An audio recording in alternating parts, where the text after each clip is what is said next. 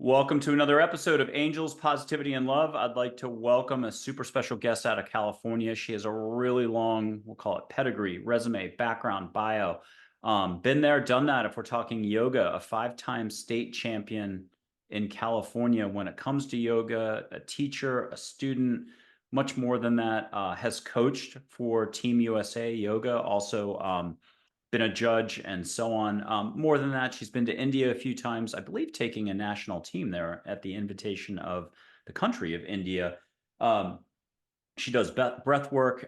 She's just a plethora or a giant resource for folks if they are looking to, and we'll sum it up gently, open up here and do some work through the body so the whole mind body breath work or breath connection can happen. You get to experience a little more life and love.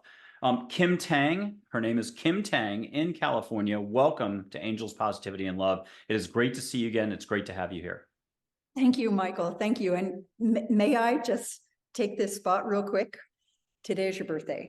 Oh. And I am so privileged, honored, super excited to share this conversation on your birthday. And always in the talks, I begin with love and gratitude. Kim, can you take us back to a time that was super developmental on your path, something within, something around you, it's all kind of the same, propelled you forward even more or got you jump-started on your basically a healing path for others and your own opening up? Wow, just that alone is such a huge invitation. How would I begin? Except I think I want to start in the middle, which is so unusual. But if you're asking for the biggest catapult, I would say that, so I had an early introduction to yoga by my mother when I was a child, but to her that looked like just sitting under a pyramid. And of course, as a child, I thought, well, what are you actually doing? You're not actually doing anything, right? I didn't understand for sure. And then as my life would unfold, it seemed that I got off the path. Of course, there are no detours, are there? And sometime later, actually in 2003, I took up the practice of hot yoga, the original hot yoga. So that was the original lineage that I came through with all of the gurus. In the year 20, I started building out the biggest studio in the Coachella Valley in California, Palm Springs area in 2009. It was opened in 2010. And that was the chapter that I had been looking for my whole life. So I came into a time when I opened the studio. In hindsight, I can see I did that actually for me because I wanted my own space. And I got into this moment in my life that I call creation. And I was in this perpetual state of inspiration. I would go to bed at night, lay my body down. And at first I was kind of choosing the postures of my dreams. And after a while, they started choosing me. And I started guiding myself, knowing that the body is a learning device for the mind with a question, how can I? How can I? How can I? I would close my eyes and a posture would pick me. And I would say, now, how can I? How can I? And I came into a moment of what I call channeling a guru. So I would get to my studio in the morning. I would do all the things, right? I would come in, empty the laundry, check the email, answer the messages, whatever it was, prepare the lavender towels. I would do all the duties. And then there's typical in most yoga studios, they have morning classes and then they have afternoon classes and evening classes. And then there's a block midday where the studio is empty. And that was mine. That was my time for creation. So I got in there with the question, how can I? How can I? How can I? And I seem to have just cracked this code. I seem to have cracked a code, kind of like for all asana, kind of like in the history of all lineages of, I like to say in my realization of biomechanics and knowing that the body is a learning device for the mind. I like to say, if you reside in a musculoskeletal system in a field of gravity, then I'm talking to you, because with just immaculate, impeccable clarity, these biomechanics came to me that were never spoken to me or taught. They came through the knowing in my tissues of creating some of the deepest postures in the history of all yoga and the realizations that come from the knowing, right? So it happened in 5 or 6 years. I was doing things that a body's not really supposed to do. And especially with all of the, excuses that I could have thrown down and chose not to. Okay. Yeah. So that's my answer. That's when it started. Spontaneous yoga, spontaneous poses, spontaneous more than that. Can you I wouldn't call it spontaneous. That was some hard, that was some hard. deliberate and spontaneous at the same time? Mhm. Uh, Mhm. Deliberate, yes, from the universe, from within, all in one. How about that? Yes. But add some sprinkle and some mix to it because you actually were doing it in the moment. Can you share with us what you took away from? You've just did 2 India trips recently. Can you share with us some of the vibrational, some of the feelings you had when you were there, and then what stayed with you afterwards? That connection.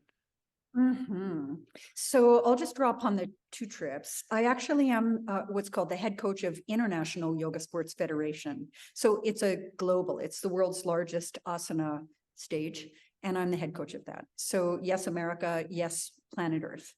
And so the first time we were there for the international championships.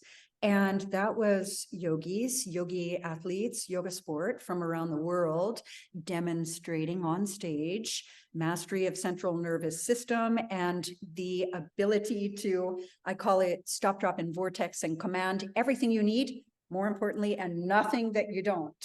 So that was a group of yogis, and that was no joke. They performed for the Prime Minister of India, and it was, I'm just going to go ahead and say, a really big deal. All of India paraded to the gathering at Vyasa Institute. And so that was the first introduction. And then the next was actually a Bhakti Yatra. And on that 4 or 5 week journey, we traveled from the south to the north and the west to the east. And we really hit all the spots: Govardhan, Eco Village, lots of ISKCON, which is what I'm going to talk about. And then we went to Rishikesh and Ama's compound and what I want to bring in as one and one only is my relationship to mantra. And especially simmering in the field of India. So everywhere we went, there was chanting and chanting and chanting and chanting and chanting and chanting, and morning and noon and night, and chanting and chanting and chanting and chanting.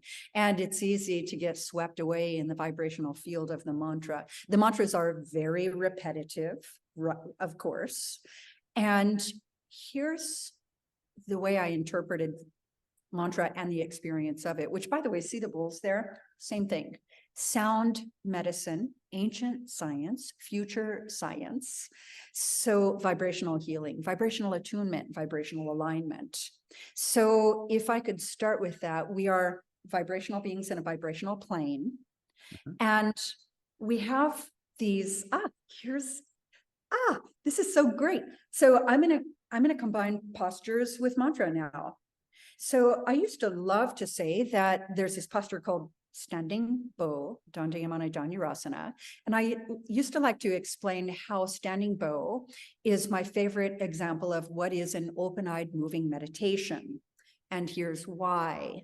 Because in this posture, that is a standing, balancing, back bend, spine twist, maybe not, one day, doesn't matter, standing split.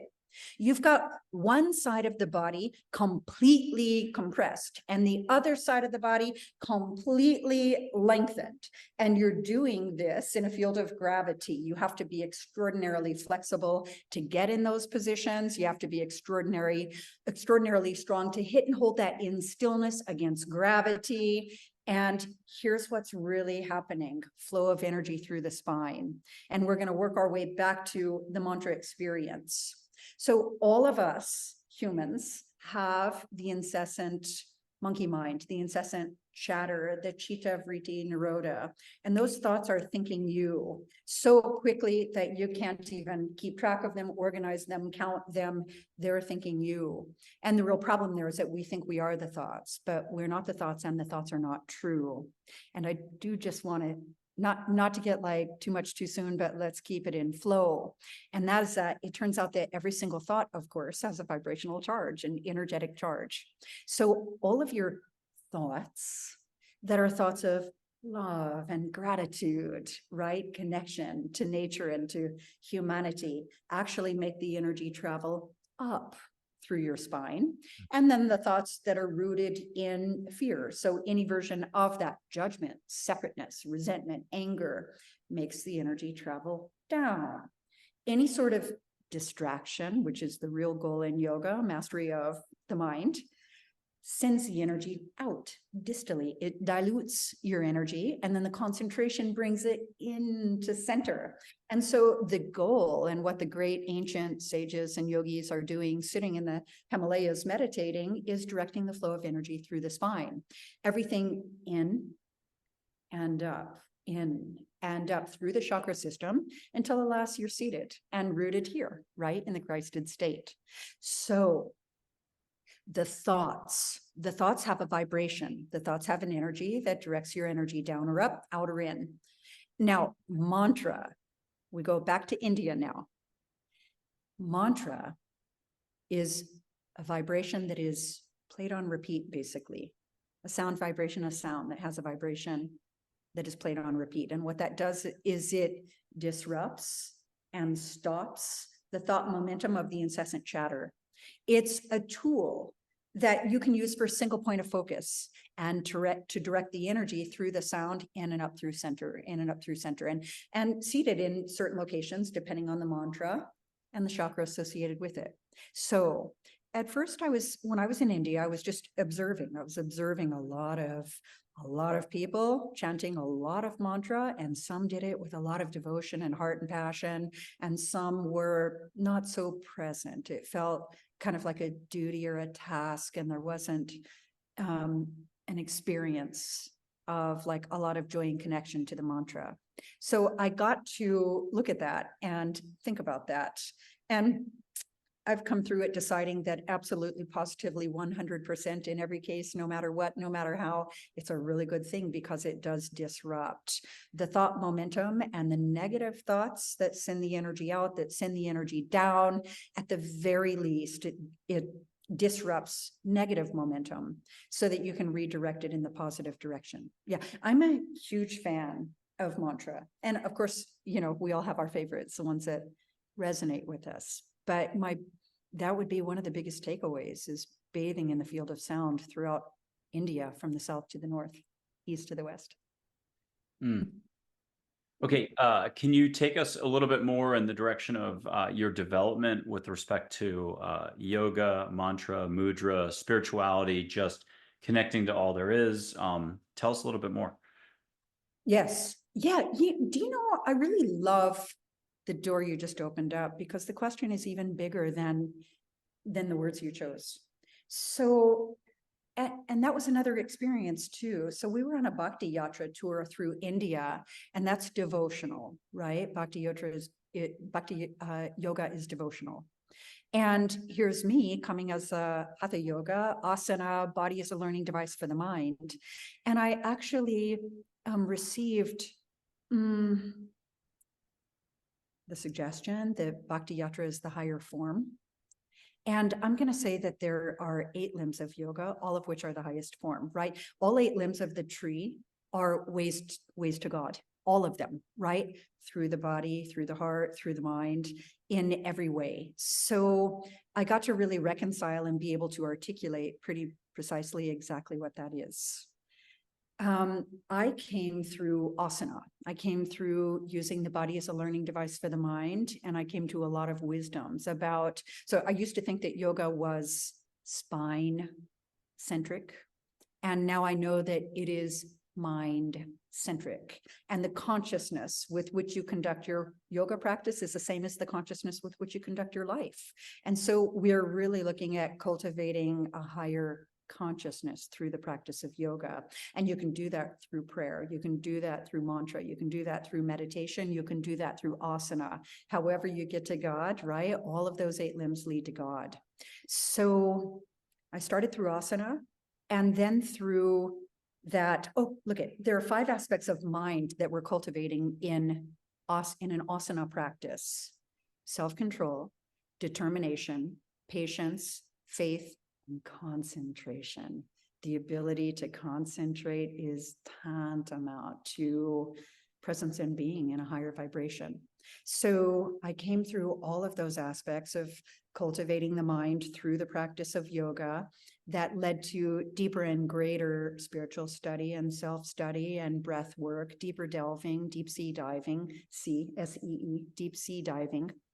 And through spiritual study and self-study, I realized that the body is just frankly the easy part, right? We're really getting to the mind. And so I got to it. And that's where I call it self-cultivation leads to service, right? You can only give what you have. And by the way, you can only receive what you can carry. And so the more you fortify yourself, the more work, spiritual work, and I mean, it really is work. That's why it's called that. The more spiritual work you do on, by, for, and with yourself, the more you can be in service to others. You can't actually hold space for someone if you can't hold space for yourself. Yeah. So that's where the conversation of So self-cultivation leads to service is like, when I was doing all those postures, I'm going to call it, I was actually doing that for me, self-cultivating, nurture the seed, nurture the seed, nurture the seed, nurture the seed. I got so caught in the groove of nurturing the seed that by the time I looked up, the seed had sprouted, taken root, grown a trunk with branches and leaves and flowers and fruit. And there were birds in the trees and the fruit was ripe and sun ripened and vines sweetened and falling off the tree. And it's like, oh, dang, I have a responsibility to share the fruit. Right? So self-cultivation leads to service. And I did all that self-cultivating. And when I had the realization that this is actually no longer for me, right? Now this is for you. Now this is for everyone. That's when I knew that I had stepped into the spiritual path. Yeah, all the spiritual study and self-study and inner work came with that. There was this year when I was rebirthed every single Monday for 52 weeks. That's when I got certified for the conscious connected breath work. And then there was a year when I did a sound bath every week for a year, sometimes 5 a day at a world famous site. And I was doing Pratyahara sensory deprivation float tank once a week. I was on a mission to get to it. And when you say what to get to what, I think my answer is liberation, to eradicate, resolve all karmic plight, all karmic plight. So, sounds lofty, right? But that seems to be what compels me. Okay, so when you're helping others, how do you transmit or bring in or allow for that sparkle, that zip, that joy as you're sharing with others and they're either doing coursework or you're teaching or something like that, or just coaching and keeping that spirit alive? Can you talk to us about joy, having fun, letting go? Obviously, there's a lot of letting go involved here. Yeah, thank you. I think the way, so your question kind of came along and I was right there with you, and then it shifted a little. So we'll start from the beginning of that question. And what I can tell you is that when I teach yoga, meaning postures, I teach what I call on every level of being. And I'm going to tell you that the way to facilitate transformation is to create a field of trust with no judgment. There's no resistance in that space, and you and I are one, and I see you. And I see you no matter, let me say it this way, I see you in your right to be, exactly as you are in this moment, with everything you've chosen to learn through, everything you're up against in your life. And I see who you are in truth. And that's who I speak to. No matter how hard you might try to convince me that you're unworthy, that you're don't deserve to be forgiven, and so on and so on. So it's really, the answer is through presence and being. Who we are is how we serve. So this is how we serve, whether we're serving in the form of teaching yoga postures, whether we're serving in the form of holding space and what I call intuitive spiritual counsel. Who we are is how we serve, through presence and being, creating a field of trust, absolutely positively no judgment, and seeing and knowing who I am in truth, who they are in truth, who you are in truth, birthday boy, and so on and so on.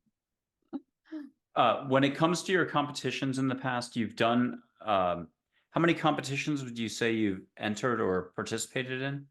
My count is in the range of 13. And I just want to say, because people think it's such a triggery concept, that word competition used in the same sentence as yoga, it's not even like that.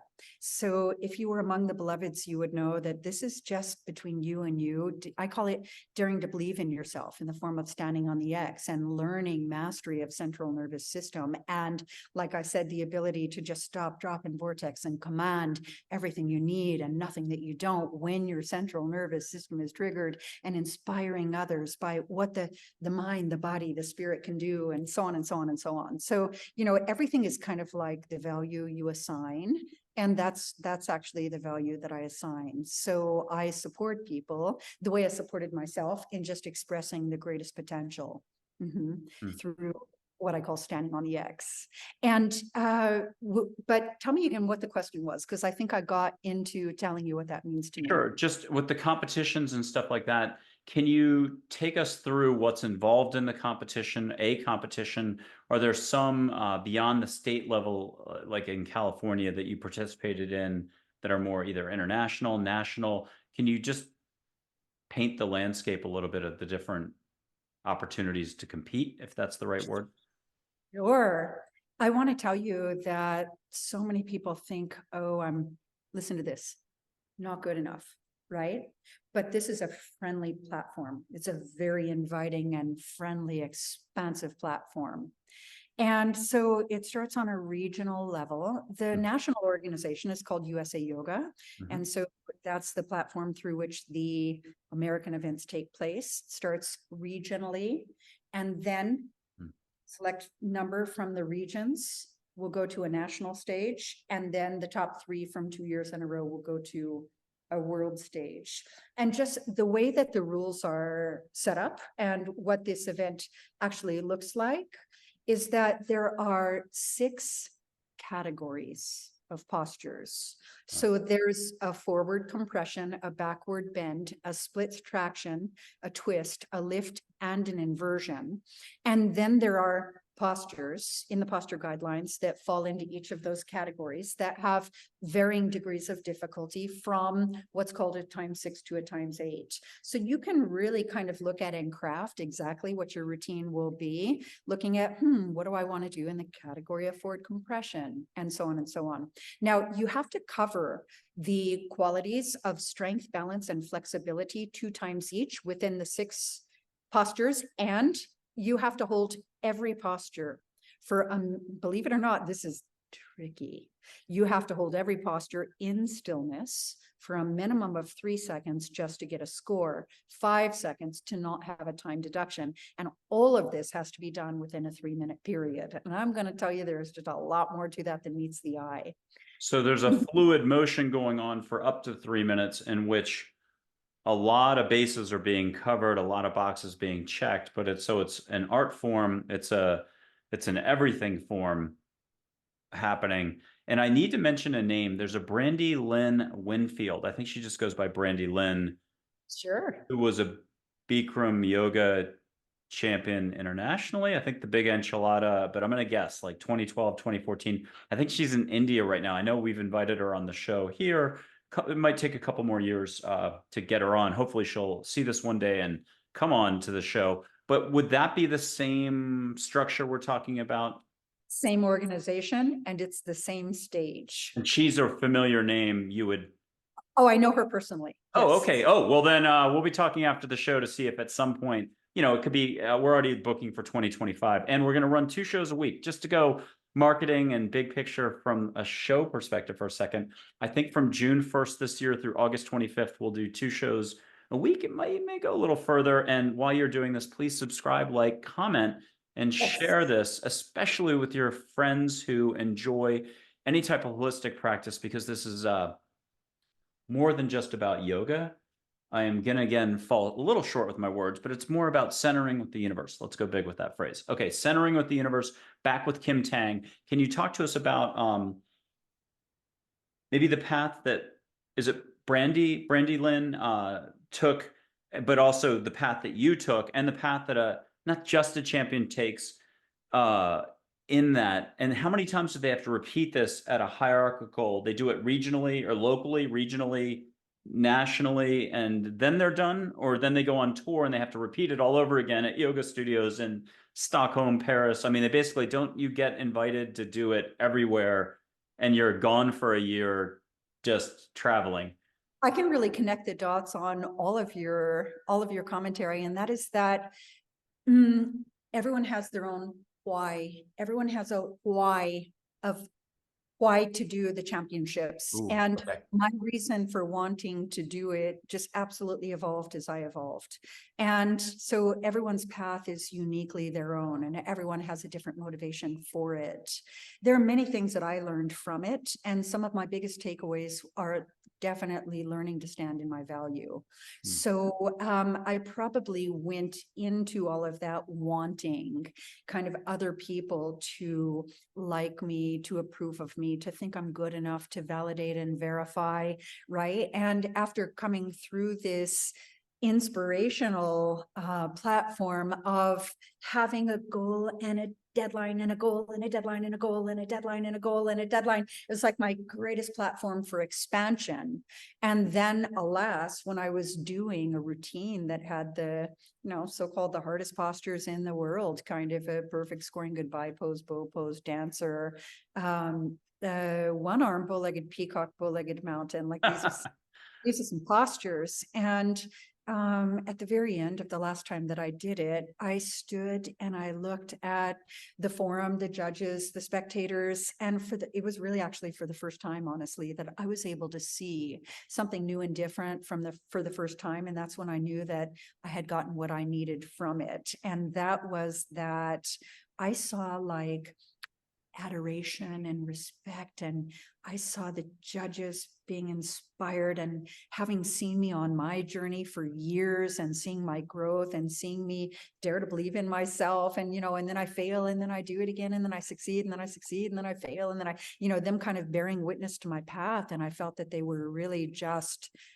looking at kind of me coming through to some kind of completion that I needed for myself. It was remarkable. I no longer needed anyone's permission or approval. I stand in my value, right? And that is a takeaway. Now, I want to tell you something about this thing that I call standing on the X, and that is that you cannot get that from practicing in a classroom. You absolutely positively do not have the experience of the command that is required when your central nervous system is triggered in the form of standing on an X. And yeah, it's unlike anything else. You cannot learn that in school. It's an experience. It's an experience. So So what's your suggestion for someone out there? Is it on their own, in their own way, their own space, kind of connecting to the universe, connecting within?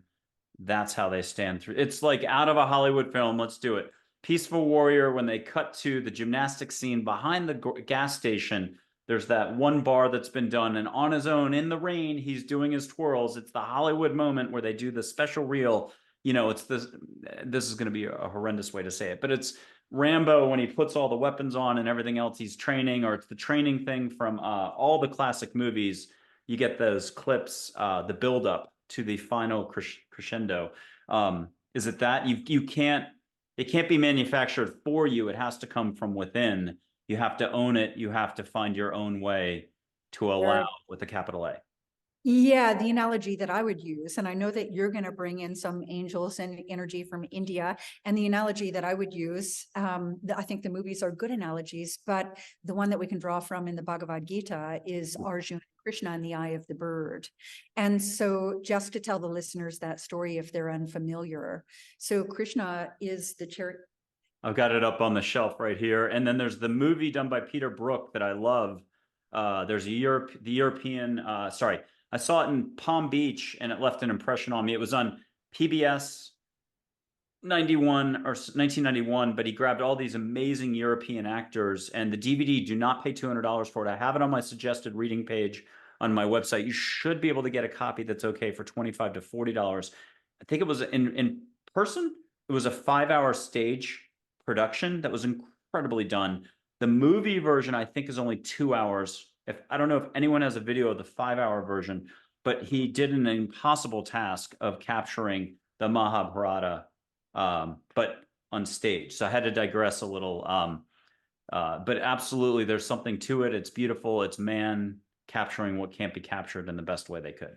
And that's what we're talking about here, is capturing what you should not be able to capture, but it's about allowing and it flowing through, and you become the flow. If I can try to Well, take a page out of your book. single point of focus. Single point of So focus on the X. Arjun was with Krishna on the battlefield. Or no, let me start here. Arjun was with Krishna and other warriors practicing. Let's start there. Practicing bow and arrow archery.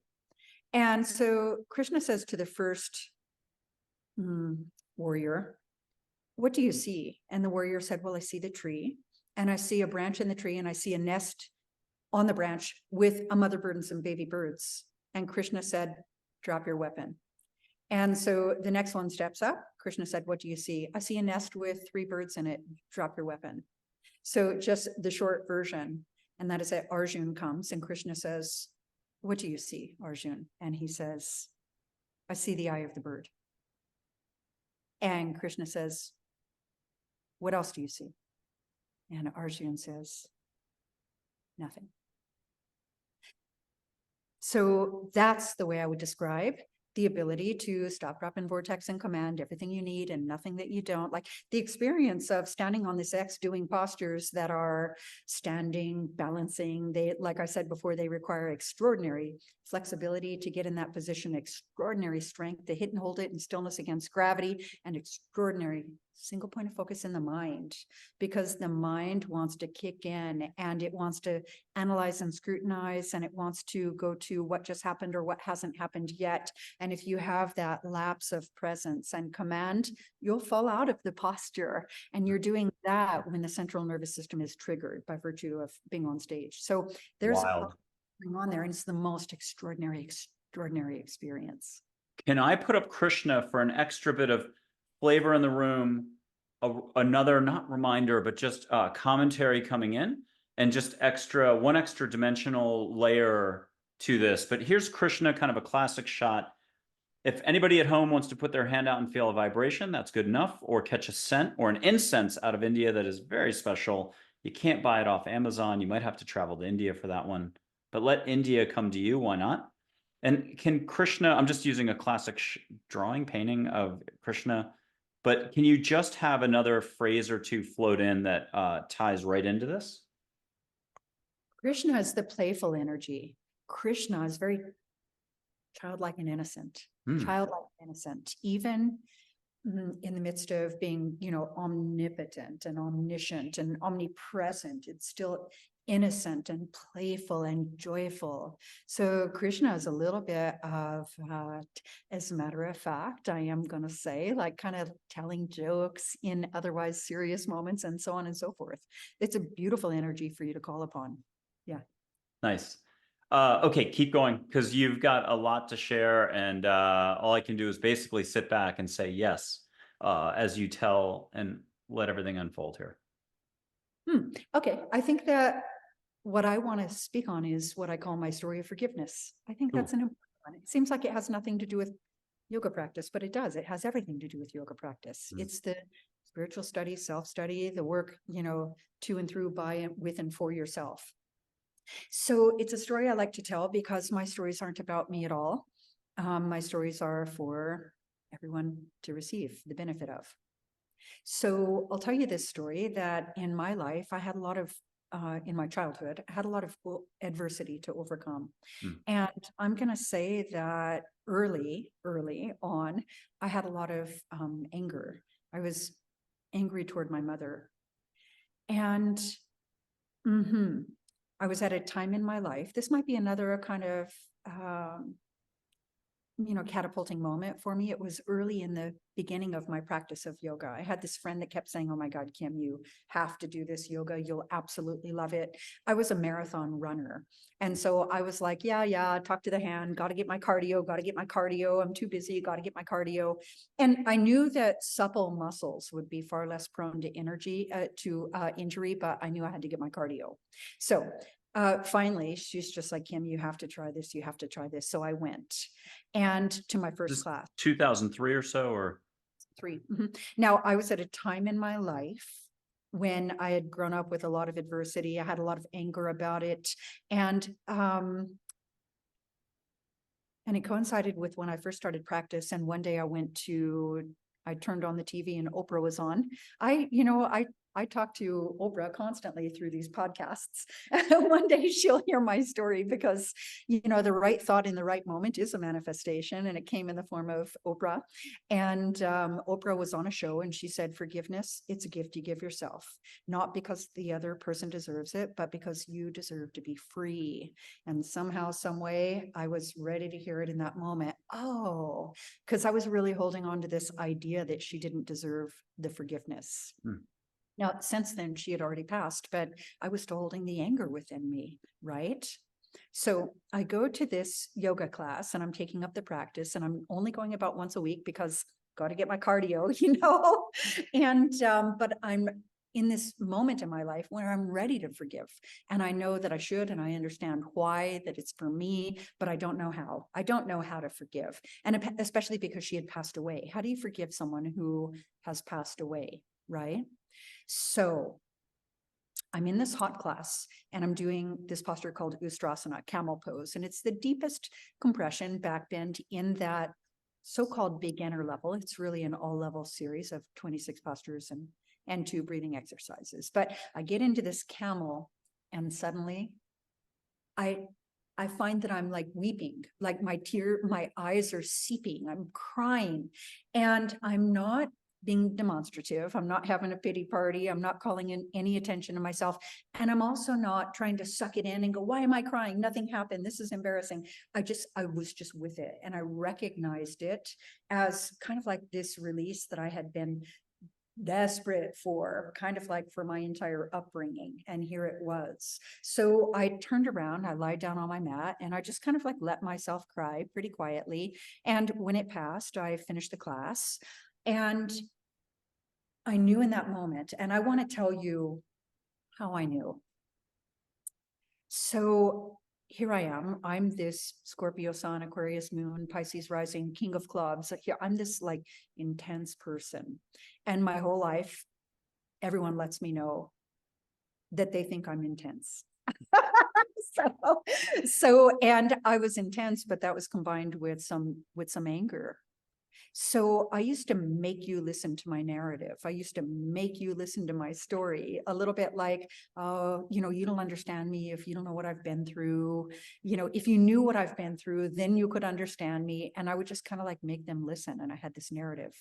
So in that moment of the crying, in the moment of being ready to forgive and not knowing how, but getting into this back bend, and just heart is open, solar plexus is open, throat is open, everything's open. And I'm breathing into the willingness and the readiness just to let go of it all. And then these tears come. In this moment, I have this realization. It sounds so obvious when I tell you, but it's not until you know. And that is that entire story I had been telling my entire life was actually her story, not mine. So children are really developmentally, I'm going to call it developmentally narcissistic. It's not a bad thing. What it means is that children think that everything that happens around them is happening to them, and they take it as their own thought identification, which becomes a self-perception, which is a projection, which is how we repeat patterns, in the manifestation of our world. I'm going to call it by default. So I'm having this realization, wow, for the first time ever, that actually was her story. Those things actually happened to her, not to me, but around me, right? Through me to her. And when I had that realization, the natural response is that I was completely filled with compassion. I was like, oh my God, like she suffered. I never actually realized the way, as a child, you can't see that your mother is just suffering. So the natural response of the realization and the compassion was the forgiveness. And the way that I knew I had forgiven, because how can you tell when you've forgiven someone who has already passed? And normally, if you and I have some interaction and it leaves resistance, then if I've forgiven you, you come in the room and it's just ease and flow. If I haven't forgiven you, you come in the room and I don't feel like there are things I can speak into or this and that. But how do you know when someone has passed? Well, from that moment on, I realized, wait a minute, the natural response was self-empowerment, because I get to write my own narrative, right? I'm now free from telling her story. Her story actually isn't mine and not about me. And actually, if you knew her story, you wouldn't actually even know me, because that's not me, that's her, right? So I was really empowered to release her story with some compassion and forgiveness. And what that looked like in my life is that I have to even think hard of what those stories were that I used to tell. I'm free. I am free. I am free. I am free. And that is the measure of forgiveness, right? And even as time passes, I've had moments and opportunities to circle back and see, like, have I forgiven her? What's in there? And I'm like, yeah, no, I'm free, right? And so the freer I am, the greater realizations I have of her life. And by the way, the value and, the ways that she showed love and things that I definitely couldn't see before. So I came to yoga, and the first thing I found was this deep aspect of forgiveness. And that's when I knew, hey, now this is not just about the posture. This is not just a stretch class in a hot room by any means. And so then I started reading anything, everything, and not just about that lineage, and not just about postures, asana, hatha, but about all yoga, right? So, and then I was, my teacher used to say to me, my early teacher early on used to say, Kim, you need to practice every day. And I would say, talk to the hand, I got to get my cardio. That's not realistic, blah, blah, blah. And lo and behold, without even knowing, I was receiving so much from my practice, so much more. I used to run for 26.2 miles, and, just to be able to kind of like access this deep determination that lives within me. And that was just the warm up for the deep determination I could access just by standing still on a mat in a hot, standing still in a certain position on a mat in a hot room for an hour and a half. Like, let's go. I found it. I was so lit. I knew it. I was all in, no turning back. And that was me being introduced to the greater aspect of myself, which is how I serve. Okay, so describe a little bit about how you serve, because you're still student, teacher, coach, judge, and more. There's a lot of hats that you wear. Talk to us about the studio. Talk to us about what you do for others in the yoga. I'm going to just call it industry, sport, landscape, field of empowerment. Talk to us about your roles these days helping others to explore this, to explore themselves. Thank you. If you were looking at the accolades would be kind of master international yoga teacher, head coach of International Yoga Sports Federation. And what that looks like in my daily life is I do a lot of one-on-one private coaching. And although okay, so that's a myth about me. It's a myth to think that I only coach yoga athletes. That's not true. So remember, I said, if you reside in a musculoskeletal system in a field of gravity, I'm talking to you. And what that might look like just as well is a scared 70-year-old with, arthritis, maybe prosthesis, maybe, loss of range of motion, and especially feeling, holding their relationship to time against themselves, and any number of things. This is anyone and everyone that I get with in one-on-ones. And frequently what happens also is they come to learn a posture, for example, a dancer pose. But when we really get to talking about the backward bending and some people are really triggered by backward bending. Some people feel disempowered, this and that. Then this naturally evolves into a conversation that I call spiritual intuitive counsel. And that most often ends up being more valuable to my beloved than dancer pose, than any posture, right? It's a journey through the self to the self. And the posture is just the tool we use to get there and the indication that we have.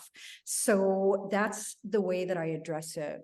So I do a lot of one-on-one private session yoga coaching. I also have an entire video platform so that you can learn from me expansively for a fraction of the price and in your own time, and so on and so on. I do, again, I facilitate the breath work, and I am I'm a level 2 quantum healing hypnosis practitioner. So these are just modalities. Listen, Michael, the real answer is this. Again, like I want to say like again and again and again for the listener, who we are is how we serve in any and every moment. So sometimes I'm using a modality of teaching yoga, or a modality of breathwork, a modality of quantum healing hypnosis, or a modality of speaking like this. I do a lot of public speaking. I do a lot of intuitive spiritual counsel. The modality is almost irrelevant to me at this point.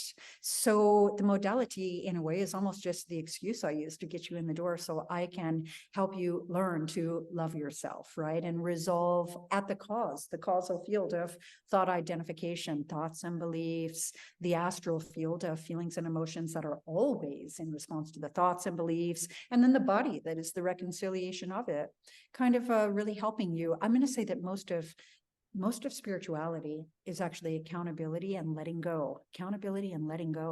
So these are the types of conversations that I'm privileged to have with the beloveds. I do seminars. I do teacher trainings. I'm teaching with Yoga Sport World, which is a global collaboration. It's a standardized certification between Prague, Mexico City, Berkeley, and Australia. So I'm a lead teacher for Yoga Sport World, and specifically, especially with the intermediate series. So I'm getting ready to have that here. I have 3-day events here. So when I say here, this place is called Yucca Shala. It's a small private event center for the healing arts and spiritual sciences. So not only a place that we can have our events, but it's also for anyone to have their events, and frankly, any high frequency event. So we like to call it yoga, breathwork, sound bath, concert, kirtan, weddings, celebrations of life. We've had artist exhibits. We've had book signings. Alan Steinfeld was here with his new contact book, and that was with JJ and Desiree Hertog, right? So Alan's been a guest on the show, and I wanted to ask you, how many square feet is the studio that you're sitting in now where this all goes down?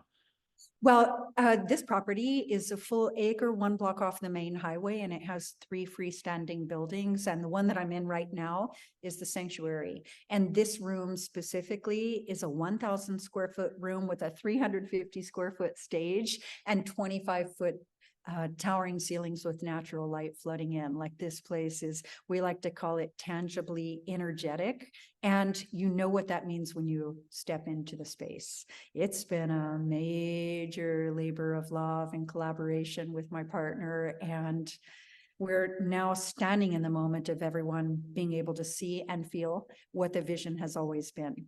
Yeah. Yeah. Beautiful. Tell us a little bit more about, again, the business, the other buildings. What are some of the events you've had either recently, what's coming up, and so on?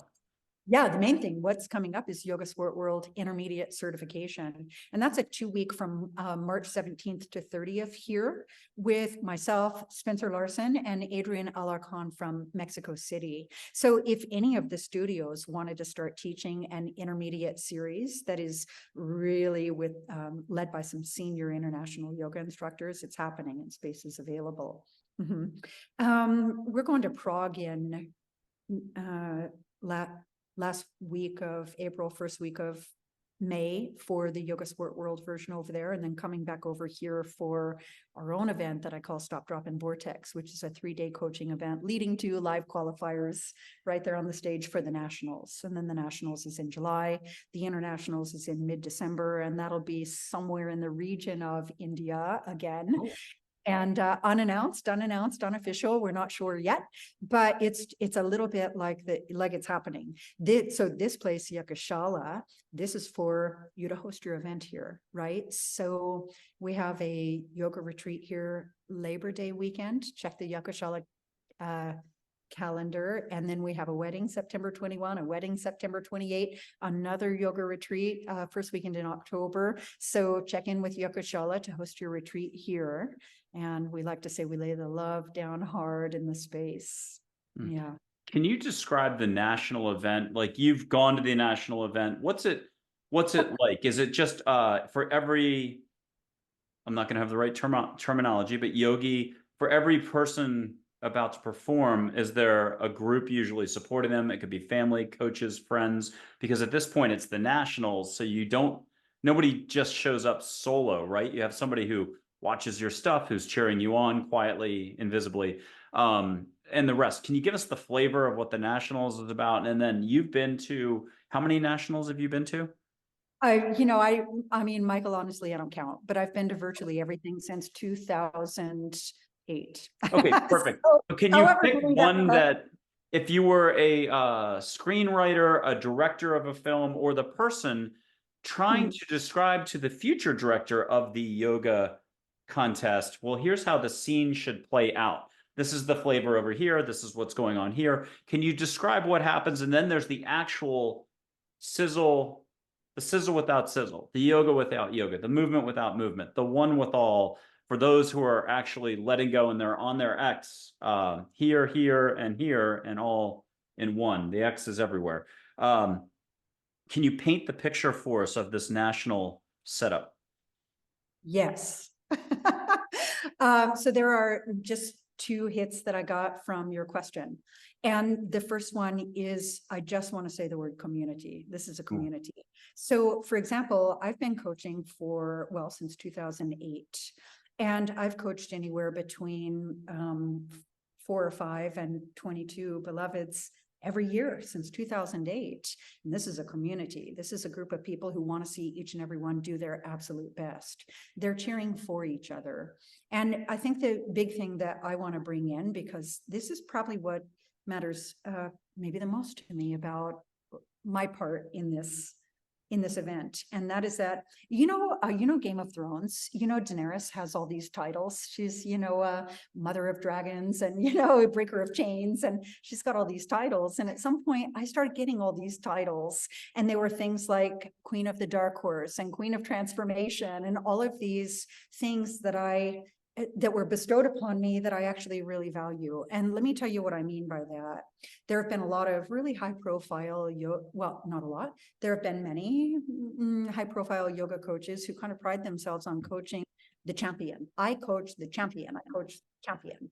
You know what? I have coached many people who have gone on to become champion, but I have an eye for seeing people that others might not see. It's that again, right? So to be able to see someone who just desperately wants to be seen and to be recognized for some vast potential that is there, if only someone could see them and support them and guide them and coach them and so on and so on. So the pride that I have is not just that I've started with people that were either never top 10 or had never done it before, and they've just gone on and done the work and become stronger, deeper, more correct, stronger, deeper, more correct, stronger, deeper, more correct. And they're now working on multiple world titles, right? They've received multiple world titles, and that's really cool. But what I value is the first timer that they started as, the one that no one had ever seen or believed in before, that wasn't exuding a lot of potential. So one of my deepest beloveds was told one time early in her practice that she had what was called a kindergarten spine. And that was received as like trauma by her because someone didn't believe in her potential. Somebody didn't see it, thought it could never happen. And then she called me, got on my schedule and said, there's this dream posture I want to do, Shakrasana. Can you teach me? I'm like, absolutely, let's go, right? And now she's done it on stage many, many times, right? So what I really value is the person who's never done it before, the person who comes in entry level, the person who's never made top 10, the person who's never been seen or believed in, and so on and so on and so on. I'm going to say that's my magic, right? Not just to come in like ninth hour and kind of take credit while I, hold someone's hand across the finish line, but to actually walk with them first step through the path all the way across the finish line. So it's a deeply purposeful privilege that I hold to get to support these beloveds in that way. Yeah, But do you make them get their cardio? Oh, no. As a matter of fact, thanks for using that word make. I don't make anyone do anything ever, frankly, at all. It's not my path, it's theirs. So I don't make them juice fast. I don't make them practice every day. Like I don't make them do anything, right? So that, and yet it happens. And so it's magic. It's just magic. Can you talk to us about, from an intuitive, more holistic spiritual perspective, just, are you seeing light on people when they walk in the doorway? Auras, just, are you feeling that vibration? Are you having a little voice talk to you that just says, ah, yes, or something like that? Can we flip this a little to, again, auras? Are you seeing auras all the time? It was only 2003 through 2007. Now it's whenever you want to turn it on. Never. You are part of the aura when you're practicing and you're doing movement. You're in the flow. How would you describe light but visibly seen, either on others, yourself, on everything, and so on? How would you want to approach that topic? Well, here's how the most authentic way that I want to approach it is telling you what I actually do see. So what I see effortlessly is their consciousness. And what I mean by that is what I'm going to call their relationship with themselves in the form of anything that presents in our time together.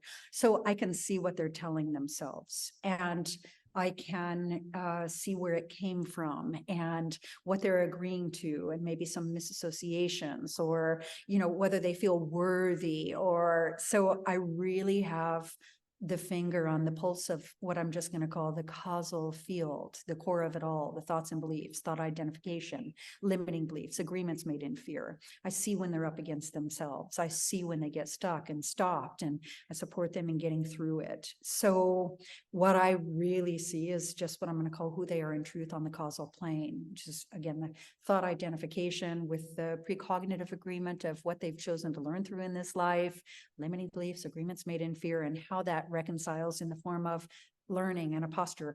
Learning. We said the word learning. So here's the thing, is that adults are not just learning postures. Most of them have been out of school for half a minute and they're just learning how to learn. And they get up against themselves with fear of failure, fear of falling, and all of these things, right? So I really help them crack the code on those types of things in their own mind, in their own relationship with themselves, in the form of daring to believe in themselves, standing on the X with these postures, something like that. So, and you know, when you and I are connected on that plane of, I know who you are in truth, and I see you, and you have the right to be exactly as you are in the moment that you stand in, again, with everything you've chosen to learn through, and everything you're up against, and limiting beliefs and fear and history and all of these things, then when we're connected on that level and we see each other, that's where the light is. I want to do this now. I normally would do it at the end, but now's the time because that was such a natural segue.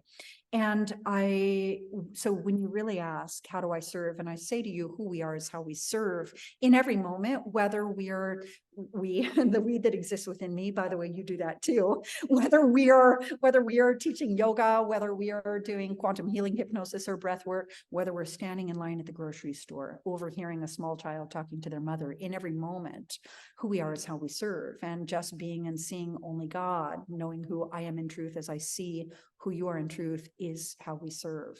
So I want to give you a small taste and example of that. And this is one of my quotes on my wisdom deck. And here it is. So, okay, are you ready? So first I want to give you just the yes, who we are is how we serve. And this is actually what I believe we're meant to do and be for each other. So you and I, we're already connected deeply, not just in the eyes, through the eyes on the deeper levels. So I want to start by telling you this, and just receive me, just receive me. When I see you as love. And when you see me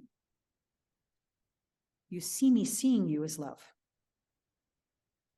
And when you see that I see you as love, now you can see yourself as love. And when you can see yourself as love, then you can see me as love. That is true union. That is yoga. Now, not to disrupt the field, but I feel like by making this example in polarity, you can really start to understand the power of what I just said to you. This is not just twinkling Christmas tree lights and incense. This is energy. So everybody shields up. Everybody, do not receive this. This is not where I'm coming from. This is for your learning only. When I see you as damaged and broken. You can already feel it. We all know when we're being judged. right? And if you believe you're damaged and broken, you're probably going to try to convince me that you are. And then I probably am going to agree with you. And then we hold you in that space. So listen to the example. When I see you as damaged and broken, hopeless, unworthy. You don't deserve that. And when you see me seeing you as that. She sees me as damaged and broken. She sees me as unworthy. And when you see me seeing you as that, you see yourself as that. And when you see yourself as that, it's your self-perception is your projection. You see me as that. You look for my damage, my flaw, my brokenness. So only in the example of polarity can you start to see how powerful it is to create that field of trust with no judgment, and that who we are is how we serve in every moment. And that is by being and seeing only love, being and seeing in purity and pure time presence, field of trust, no judgment through presence and being. Yeah. Beautiful. And I have some sage to light and blow your way. Okay, yes to that. To this Palm Springs, California area from Texas, North San Antonio. But it doesn't matter whether you're watching this 2 years in the future, you're in India right now, you can smell it, let go. I've only got one bit of rule or structure in 12 years, and it is letting go. But you're setting your intent. And it is, if you don't mind putting your request to angels, universe, just be like, hey, angels, get me out of my head, into my heart, help me receive all with a capital A, or just be like, hey, I'd love to catch some sage. But why go linear? Catch some flowers as well. Or for you, I'm going to make a suggestion. So, sage, flowers, we did this before the show. We've done this before.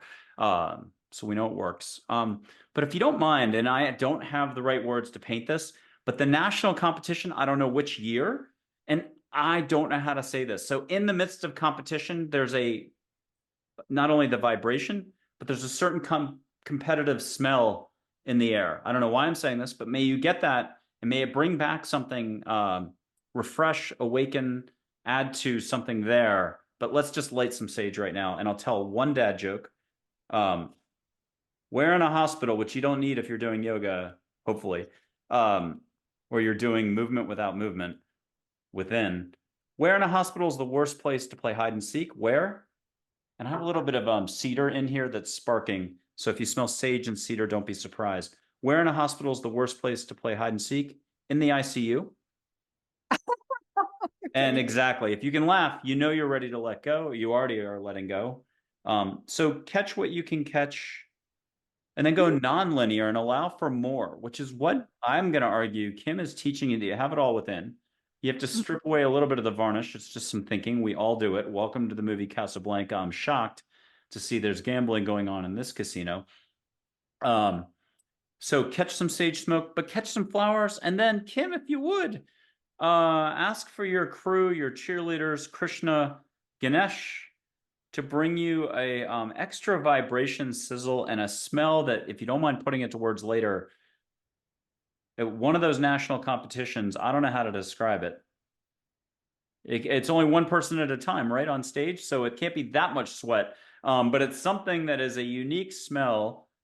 And I'm in thin ice here. I've never gone out in this much of a limb before. Okay, Kim, first, are you getting some sage? The very first was jasmine. The first hit was jasmine. It was the Nice. flower.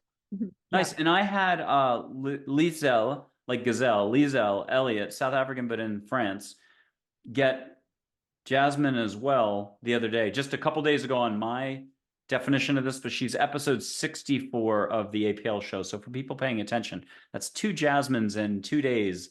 Can't explain that. And as she said, Casablanca, she had Heather the Angel, a white ball of light flow over her head. So make sure you see that. I think I stuck it at the front of that videotape. People have been getting balls of light. Another South African in Germany had another angel fly by. So we're looking for a little ball of light by you, Kim. Just let it be. Let's go for 2 balls of light. Let's be very American. Why settle for 1 when you can have 2 and it can represent duality? Okay, here we go. Sage and jasmine, and then whether you have to close your eyes, breathe extra, let Krishna, Ganesh, Joy, and Heather bring you that national vibration. There's something to it. Can you describe the feel, the sizzle? But what's the smell I keep referring to? So it's backstage. So when you said there's only one person on stage at a time, that's correct, but all the others are backstage warming up and in queue. And this is going to be funny, but true, and something you might not have thought of, and that is quite literally the smell of the chemical effect of adrenaline through the body. Ooh, So okay. So what is that? Because I don't know what that is, but it's whether it's a Navy SEAL unit, a national, international soccer team doing whatever they're doing in close quarters. What do you feel, smell it, feel it, all the above? it smells like their personal fragrance. Oh, really? Okay. So it's really So, intensity at the highest vibe. there's a very specific smell when however many people, 10, 75, are all in an adrenaline rush, and they're all kind of emanating their own fragrance, and it's unique. It's highly unique. It's not just a matter of sweat.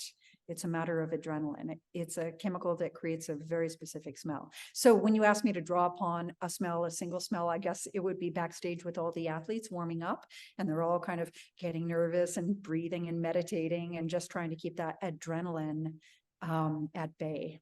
Is it a multi-day affair where first it was 70 people, but by 3 days later we're down to 4?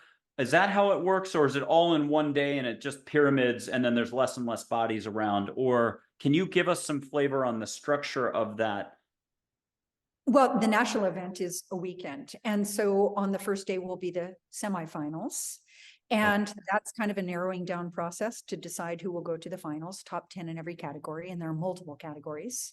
So there's a day 1 and a day 2, and then there's what's called a winner. Look at these postures can be scored. And I want to say this is great. So the actual form of the posture is scoreable. And that's not only scored on the strength, the depth, and the correctness, but also on the breath and the stillness and the timing and all of these things. So it actually is a construct that is measurable. And by the way, it started in India. They've been doing it for as long as I know of. So what did I want to say about that? It is scoreable.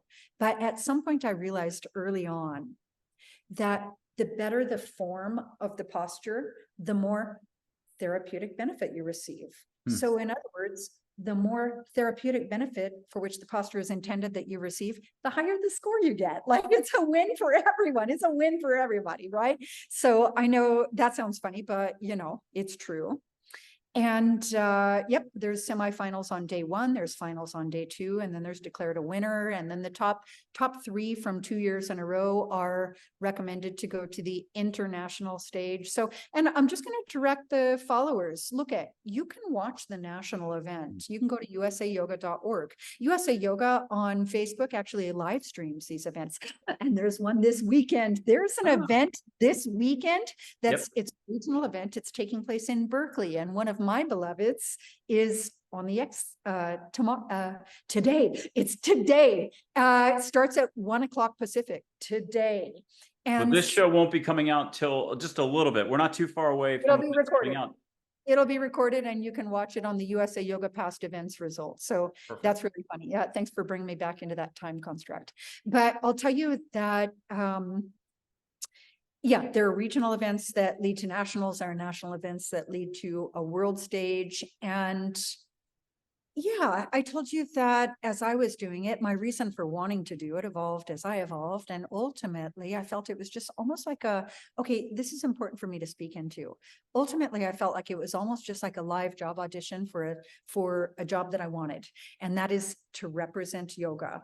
And I felt uniquely qualified to represent a certain demographic that's not always seen the way that I see them. And it turns out that you don't have to have the title to really have what I'm going to call the entitlements. I thought that I needed the trophy in order for people to invite me, to pay for my travel and pay me to be there. After all, it's, the universe has to support you in your service, right? So I thought I needed the trophy for that. It turns out I did not. I felt a responsibility to share. And so I stepped into just giving myself permission, and so I do.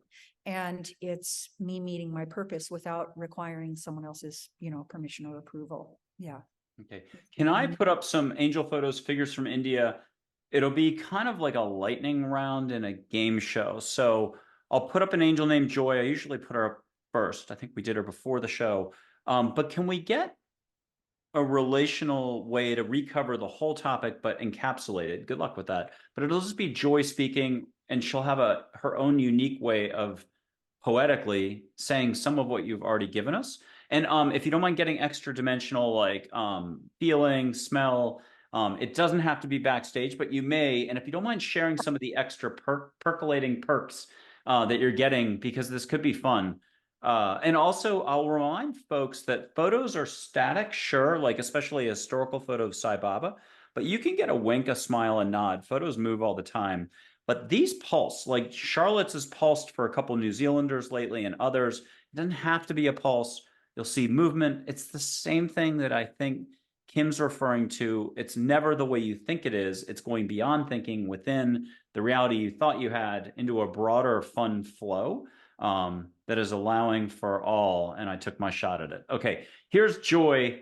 Let her do her job. But what does she have as a reminder to us all? And that also ties right into something.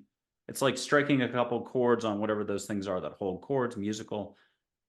I'm feeling purity, and I'm feeling purity in a flow state where there's no resistance, there's gratitude, there's laughter and joy and freedom.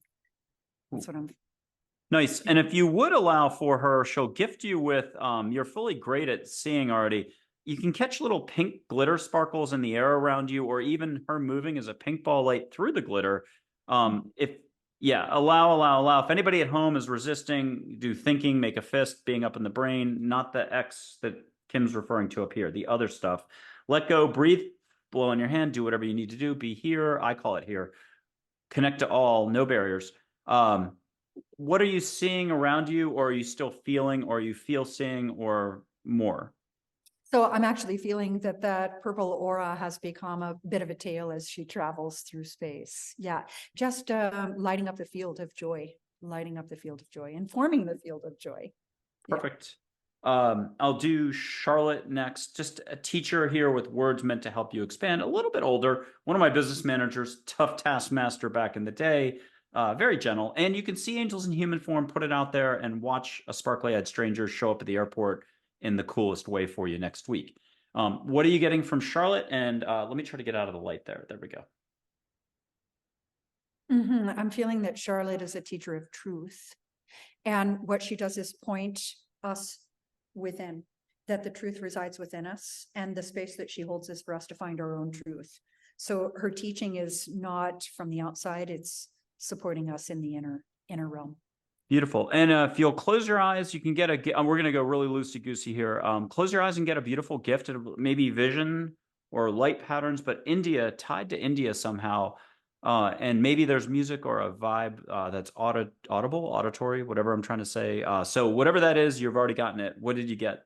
The mantra, that is the energy of the gurus and the deities in India, right? They each have their own, like angels, they each have their own energy with their own message. And so it brought me into that spot of remembering that we can draw upon each unique energy. Okay, now I don't know how, oh, well, I don't have to be able to speak English right now or know how to say the name properly to be able to present another figure to you. So Pantanjali? Does that, yeah, Yeah. I do it every time. But anyhow, people know who I'm talking about. Yeah. And here's a statue of him.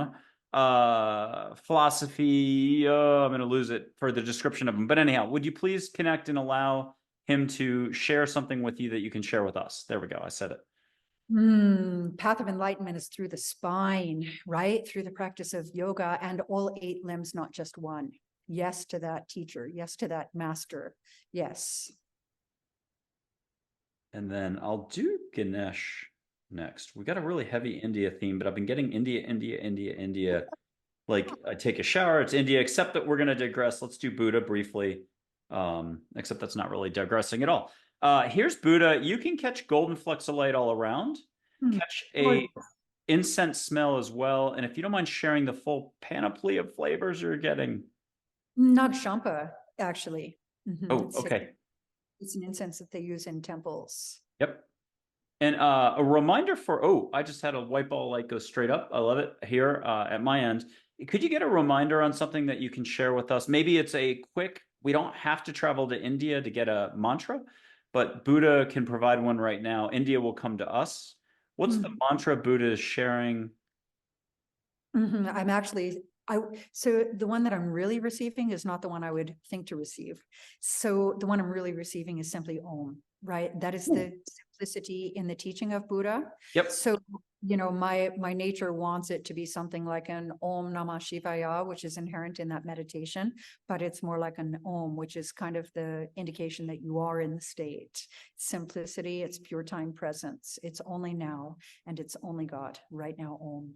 Okay, now people who follow the show are going to get that same answer. We got the same Om, but I can't remember who I just taped like yesterday, the day before, the day before that. Someone who said the same thing, and I'm saying it's like hitting the same bell. The same bell showed up. You hit it, and you heard the same sound. So that's beautiful. And the same, I cannot pronounce it. The incense that you said is standard at a lot of temples. I believe they got the same thing as well. I can't remember if that was Lizelle or someone else. It all blends together. That's why I'm very loosey-goosey, because there's not a lot of retention up here. So with that, this guy on the wall underneath the Divine Mother, but also underneath Durga, if you wish to have Divine Mother Durga come in, have them both come in. Some people say you can call Durga Shakti. I don't know. I like Shakti a lot. I hope I'm using the right lingo. But here's the tiger. Action, action, action on everyone's team. And if you want to hear a distant roar in addition to direct chatting, and you can feel the fur soft, very soft. If you want to put your hand out, we've definitely done that before. But get something special that you're like, oh my gosh, female India, I'm going to try to use my words here, an amazing show host who will be on twice on the regular show and the APL Spotlight series, felt the fur on the wrist. Most people put their hand out and feel the fur on their palm. It doesn't matter where you feel it. You can get the tiger will rub up and nuzzle you, and you can get a lick. And it depends if you're off the charts intuitive or just opening openness. Feel what you can feel, but the tiger knows how to do their job. Okay, so Kim, at whatever levels, what are you getting from the tiger? So I'm getting a third chakra, connection to your life source and force before this life and after, connecting to your power and connecting to your strength. So I'm getting strength, Bengal, tiger, strength. And it's an energy of tiger, tigress. And there was a moment there where I felt protection, except even protection is a fear-based word.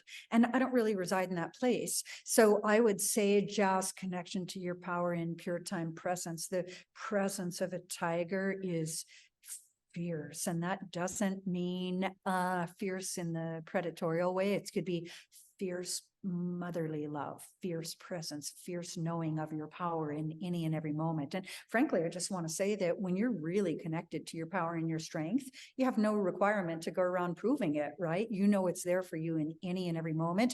That is a third chakra moment to me, and that is the energy I'm feeling with the gaze of this beautiful beast. And that's why I love the, see if I can relate the right way to this. I've got it here to words though. The concept of focusing so much on joy, which is a constant, and there's a lot of the polarity thing, the duality, non-duality, the whichever one is, there's two. In us reacting, saying protection implies what you were saying about, you know, having to react to something or whatever, whereas there's just even a higher vibration and openness that allows you to move past the polarity. Kim, am I making sense? I'm going to get you. Definitely. Okay. You're saying exactly. Yeah, standing in your knowing. I know my strength. It's not required that I, you know, assert myself. It's there. And I'll do Jaguar next. If you don't mind, I'm really reaching today on this, but what we said about backstage, those smells, the vibration, the bodies, could you let Jaguar in repose transmit a parallel feeling from the jungle of intensity that is the same high vibe of attunement where you're ready to go, even though you're relaxed? Yeah, that one's easy for me. This one actually is me. And that is comfort with your, okay, so you listen to this. Go, go, go. Remember when I said to you that my whole life, everyone has said, oh, you're so intense. She's so intense. She's so intense. One of the biggest lessons that I learned about yoga, and especially in a practice where we look into a mirror, single point of focus, don't even blink your eyes, you might lose a balance, is that we're learning to accept ourselves exactly as we are. My Scorpio Sun, Aquarius Moon, Pisces Rising, King of Clubs energy is one of, listen to the combination I'm going to use, complete and total comfort and relaxation with my nature, which happens to be intensity. Mm. That is what I saw of the leopard absolutely positively resting in the tree. That is a fierce creature, right? And completely relaxed and comfortable with their energy, who they are without trying, who they are without having to explain or excuse or defend, and to actually embrace that your nature is your strength.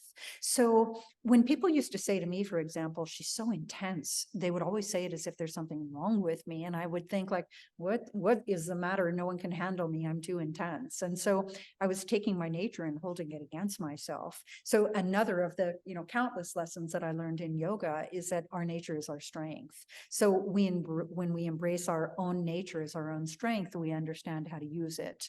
And I did. I used it to create some of the strongest, deepest, and most correct postures in the history of all lineages from the scratch. I don't think I could have done that without my particular embracing of my energy of intensity. So I'm comfortable in some pretty intense, in this case, positions. Mm-hmm. Stay there. As a matter of fact, that's where the wisdom has come through. And I'll tell you, so like, let's do this. If I can have another space to continue the depth of this flow.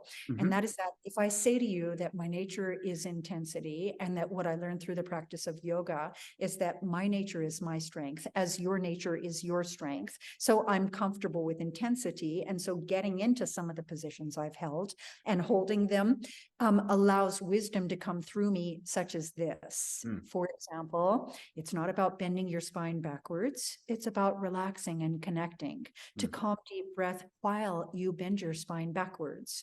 Because if you can breathe there, then you can calm down there. And if you can calm down there, then you can spend time there. And if you can spend time there, then you can do some work there. And if you can do some work there, I call it, then you can get to know yourself in that position and love your life in that position. And those lessons have come through me, through moments of me absolutely positively relaxing in intensity.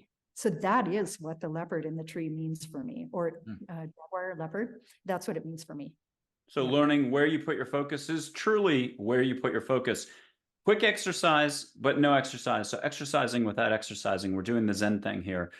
You've got the tiger, you've got the leopard, if you could just keep them around. And then we have Sai Baba black and white, not the colorized. I'll bring the colorized up in a little bit.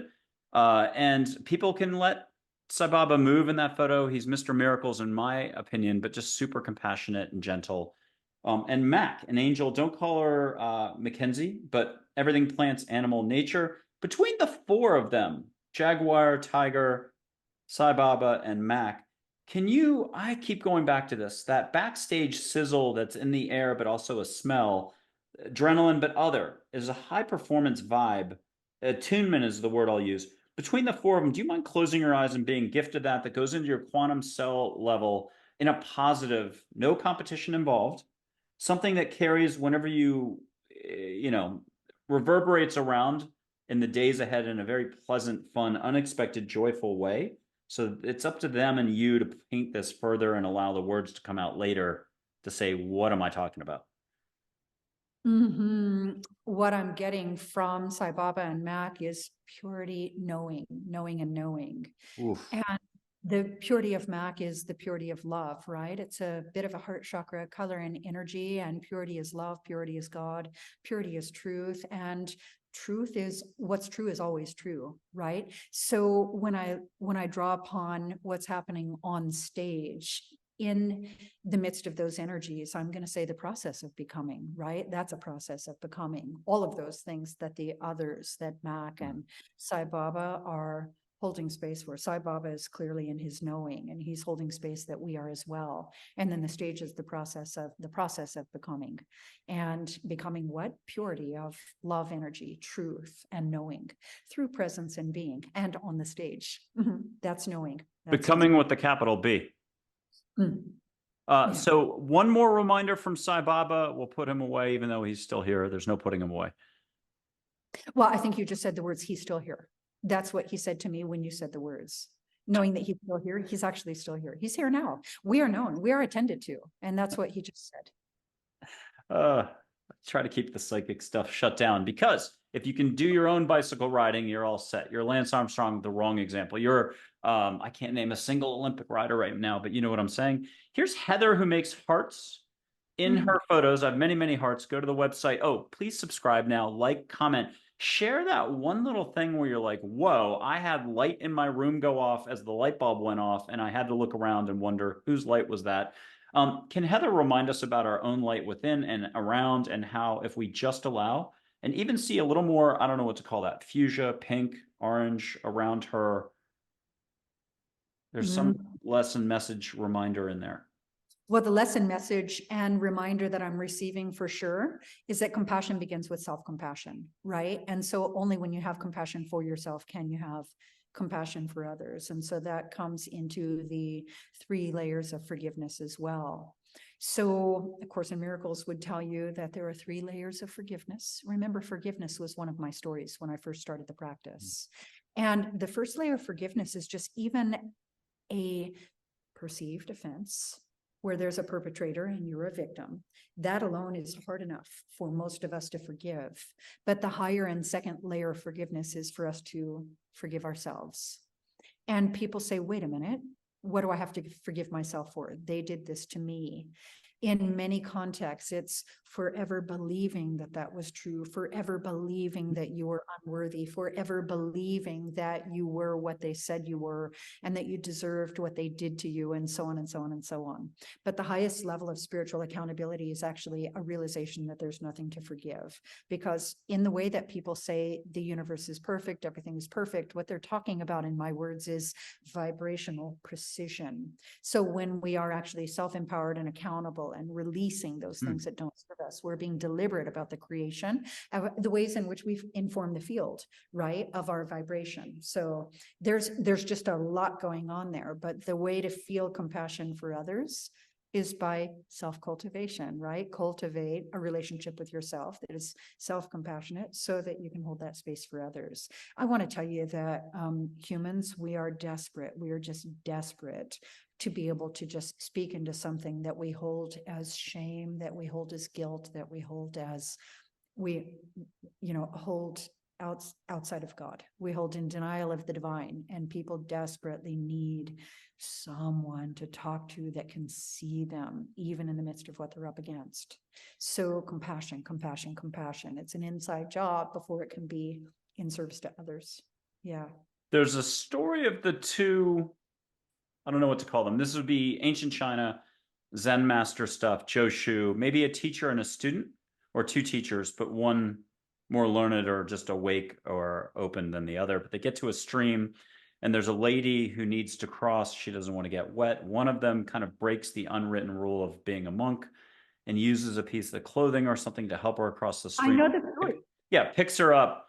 And then the other one's commenting on it, later. Why did you do that? And the original one, who had gotten her across the stream dry, let's just say, said, I let her go back at the stream. Why are you still carrying her? And I think there's some relevance there to everything you were just saying. We carry without knowing it unconsciously, but we're still responsible for all of our energy expenditures and where we put our focus unconsciously, consciously. And so this letting go that you describe is a true letting go of details, and keep letting go, and keep letting go, because the ego wants to manufacture bricks that make walls that we constantly use to judge ourselves and others, when it doesn't necessarily have to be that way.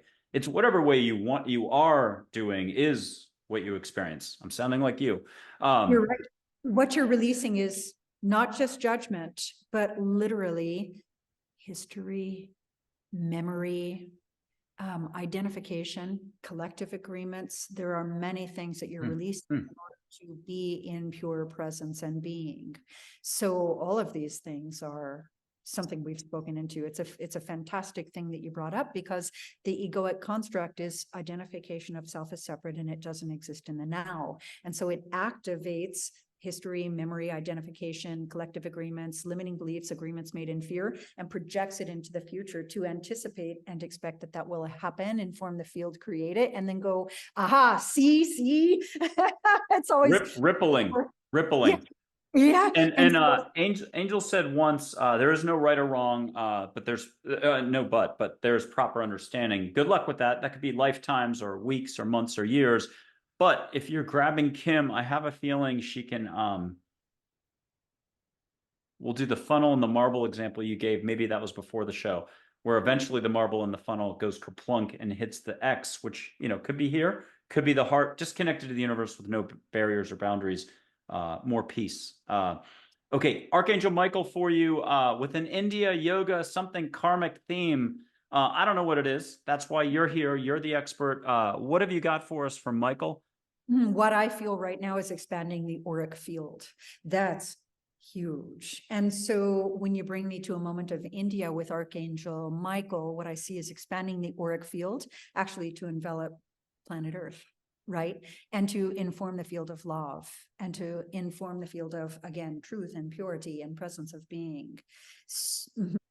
Okay, let's do this for the audience. Let's have folks be able to see energy, light, whatever you want to call it, off my fingers. I'm going to borrow from Celestine Prophecy, but in India they do it this way, but that's really hard for me to do when I'm up this tall. People will just see white, gold, yellow, green, blue, but you can ask angels, Mac, Sai Baba to jack it more. Here we go. I'm just going to breathe, let go, relax, see what you can see. You're seeing with your heart, you're seeing without seeing, you're seeing with all of you, whatever you want to call it. And see a little filament of light between my fingers. Kim, what color are you seeing between my fingers, or colors? It's a transparent white. Okay, perfect. And if folks at home can play that again, they can do their own, find a dark background, but the blue sky makes your colors pop the most. I'm going to put a Bic lighter up. It's just your normal Bic lighter in America, white, gold, yellow. What color do you see, Kim? So what I'm actually seeing is the clear clarity between the lighter and the flame. So it's the colors of the flame, the aura of the flame, but what's really capturing me is the space in between. Nice. Now, if you don't mind, listen to who's coming in. Could be the whole gaggle and you just hear all of us. Or it might be your yoga muses. First time I've ever said that in my entire life. If you're a writer, you've got muses. But if you're a yogini, you are, the more innocent you are about this whole thing, the more advisors you've got and helpers invisibly. Ask them to come in and jack this. So you get a little extra sparkle. You might get a heart. You might get a yoga pose out of it, somehow out of light. And you're like, whoa. But are you ready? And do you have somebody chiming in that says, yeah, let's do this? I do. Okay, here we go. And at home, just allow for more, whatever more is. Capital M. And what are you getting? Well, I'm getting travel. I'm getting light travel. I'm getting time travel, light travel.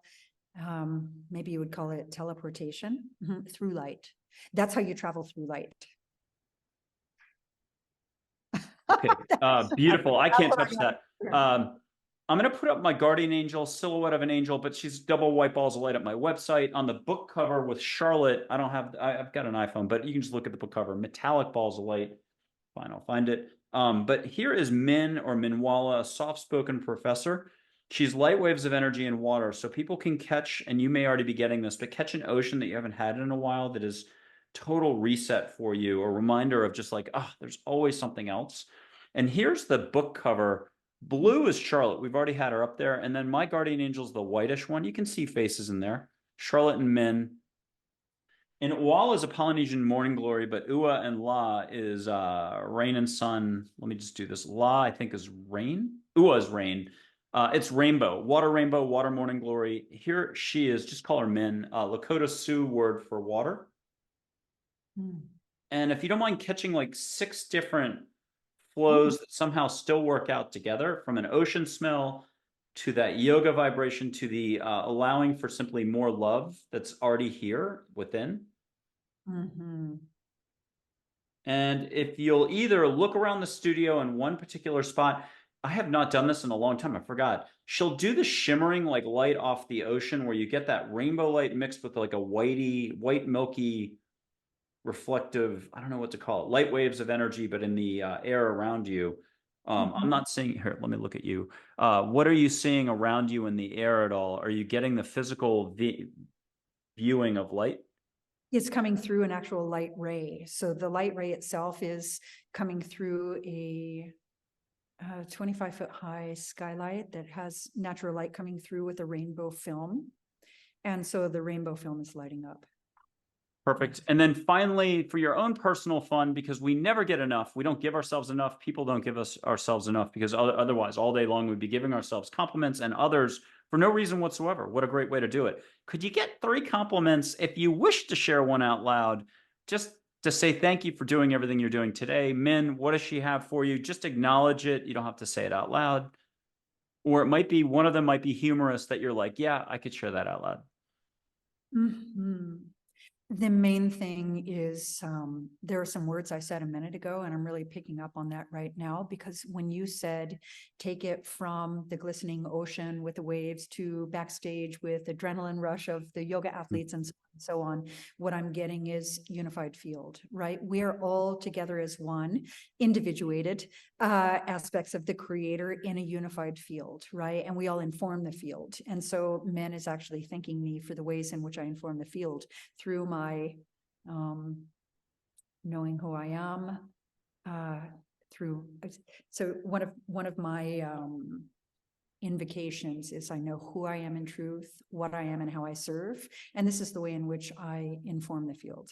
And so I receive some acknowledgement and gratitude of that, because she is the field that we all, she's the, I'm going to call it dynamic fluid filled matrix that we all bathe in. She is the field. She is not just the water, but the air and the sky and the space and the elements, right? And she's the calm, babbling brook, and she's the voracious, crashing waves, and she's all of it. And all of it is perfect, and all of it is okay. Yeah. And you just reminded me to bring her back because people can close their eyes and sit. And it's a yoga practice. Somehow I'm saying that out loud without understanding it, except everything is your yoga practice. Everything is one. Yoga. But when you sit, you can go through a rainbow light waterfall and you can go to what I will call an interdimensional, transdimensional experience. Angels just make it nice. Think of it as a lucid dream. Go to Hawaii, India comes to you, Tibet, you hang out with different folks, but really it's a multicultural experience. So what I'm trying to get at is she'll make beautiful waves at a Hawaiian beach. You can go surf like a professional. You get a little moment on the beach where you see all the other angels surfing with you with their boards. Yours is kind of picked out for you. You don't have to pick it. And what's wild is you go surfing, you can have a ceremony on the beach afterwards. And I'm going to put her up. We'll have you just catch some of the waves, but it might be just visual. There was a point to all that. You get to have an experience, but others sitting like this can be in the same setting. So it's like one of those, what do you call the video thing with on the goggles and the eyes, the audio visual experience. So at Omega 2 summers ago, 3 different women got to go surfing together in the same lucid dream, but 5 minutes of our time is 10 minutes over there. With your permission, do you mind closing your eyes and being shown the most vivid, amazing, fun beachscape? That's to say thank you again, but it's all nature or auditory beyond words is what I was trying to get to, that whooshes over you and you go, ooh, Calgon, take me away. Mm-hmm. Well, What's the location geographically are you getting, or is it nondescript? Ollie. So with Bali, we'll make Bali the theme. Here's Claire, who's resilience. I'm getting music from her, maybe Balinese music.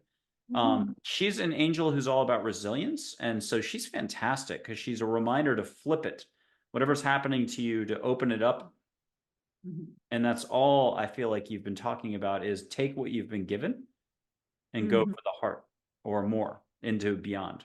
The resilience I'm feeling right there is the resilience of humanity as a collective species, even with different identifications, cultural identifications, gender identifications, all the different options of the ways that we divide and define and quantify and limit ourselves, frankly. I'm seeing that there's just a thread of resilience through the whole of humanity who has made the shift, is in the shift, reorganizing the constructs that we've all agreed to that keep us from expressing our most authentic and purest potential. There it is.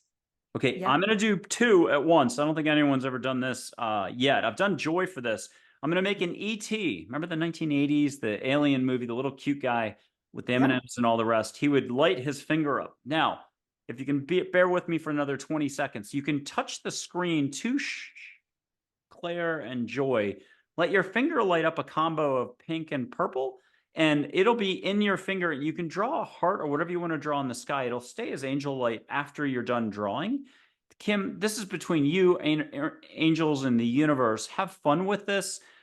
Touch the screen. People at home can do it, every other person, every 10th. But if Kim does her pep talk, a reminder that we have no limits. You can open this anytime you want here.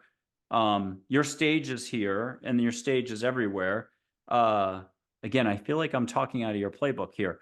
But touch to the screen, catch the light that you'll feel it for sure, but let it light up your finger. And if you don't mind drawing in your studio, and let that just be sparkles. Ooh, I can't see you at all. Okay, there we go. So what I want is to take that circular energy that I already have through touching and just to. Yes, and I was hoping you'd do something bigger than what I was suggesting. Yay, okay. Yeah. She knows how to run with things, and that was good.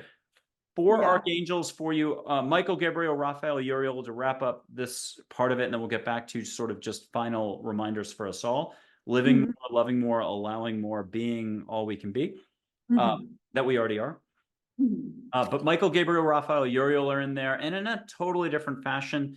You could see, if you want, you don't have to put your hand too close. You can see the light coming from a photograph through two screens, from Texas to California, but not really. And you can see the light coming to you, and you'll have to fill in the rest of the words. So they are here. I just get that strong message. And I want to tell you that these lights are actually in the sky, deep in the dark desert where there's a billion stars in the sky. And then these lights appear, and they're a reminder that we are attended to. We are known, we are seen, we are held, and they are here. It's really clear. When you showed me that card, I put myself exactly in front of Giant Rock, the world's largest freestanding boulder with its own geomagnetic frequency and consciousness. Goat Mountain, which was an ancient Native American Indian ceremonial site, and other places. It's a triple energy vortex where three rushing rivers converge beneath the Earth's surface, percolating through quartz crystal, and they are there, and they are there, and they are there, and they are there. And here's I'll try to say all seven archangels, but whatever. Heard go out of my house from the couch, took a photo at night over my house, and again, some light in there. Same message, but one extra. If you boiled it down to a mantra, a daily mantra, that if you just said it or felt it, you would be a 1% of 1% more open in your heart, having more fun. What is the reminder to us all from archangels? We're gaining momentum, right? The collective increase in consciousness is gaining momentum. We're all joining each other. There are millions and millions of us that are, I'm going to say, way showers through the shift, and we're gaining momentum. And so that says to me that we join each other, we find each other, and we switch the momentum of the constructs of fear and judgment and separateness to a way that supports humanity in true union with her resources and with love of humanity. Again, the thing I keep talking about is just knowing each other, seeing each other. Okay. Now, if we took everything that we said and just jettisoned it out the window, and we have a window right here, how could a simple breath, or really like 50 to 5 breaths, even though we've been breathing our whole lives, but here's the point. What is the point? How can we, for the people out there that are like, wow, I didn't even have a seatbelt for any of this, how can the breath be that thing that gets us to the X? And can you take us through some breaths?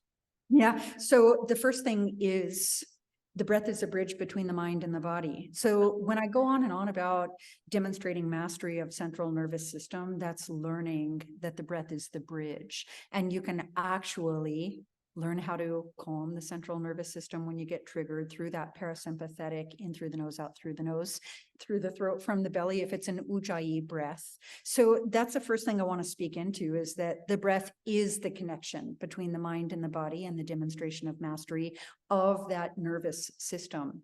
But the second thing I feel really compelled to say is that when you sit and breathe very consciously, you're doing this thing where you're giving yourself, your undivided attention. And that is something that we all need much more of, not in a selfish way, in a way of meditation, right? Walking more consciously upon the earth and being what I call responsible for our energetic contribution. That comes through sitting and being and breathing. Beautiful. Do I have permission to do, I'll put my hand up, you put your hand up, and I whoosh you with rainbow light. But can you hear which, I mean, we'll assume all of the loving figures that we've either done or not done are here holding the space, only our highest intent, none of my drama thinking or daily, whatever, resistance to this, that. But can you pick one figure? They're having a little tussle. Who won, or two figures that said they'll shepherd this whole thing? Would it be like Sai Baba and Joy, or Min and Charlotte? Who are the two that won out? Is it Krishna and Charlotte? Who's guiding us on this next quick exercise? Yeah, I'm not getting that. I'm getting the collective. Yeah, go ahead. The collective. The collective okay. is no longer individuated, right?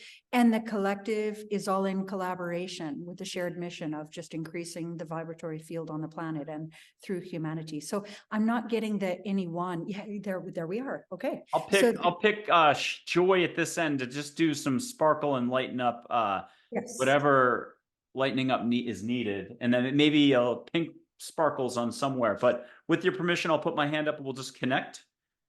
And are you going to feel it with your, there we go. Okay, awesome. So we're connected this way. I'll whoosh 2 times, one soft, one bigger, but I'm not doing anything. It's just going to be angels coming through.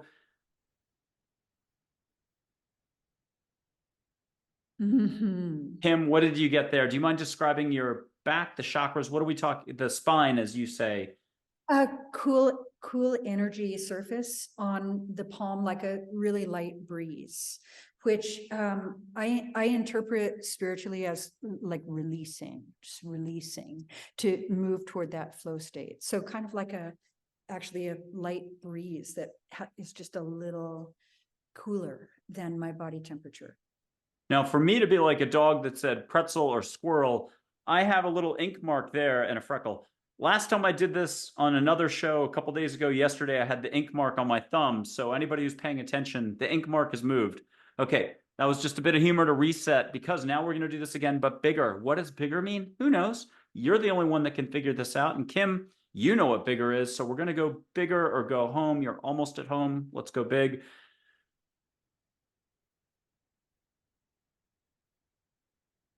Ooh. And how was that? That felt like a actually, my words, we'll try wording. Gathering, lifting. It felt like I was expecting something impactful. Nope, no requirement. Something big that can lift, elevate, that can hold, lift, elevate. So it was a bigger presence than your hand presented. Beautiful. And I usually do it 3 times. With your permission, can I go ahead and reset, and we'll do a third? That was just to distract again, and we reset. People at home, don't worry about 2 lighters. I've never done that before.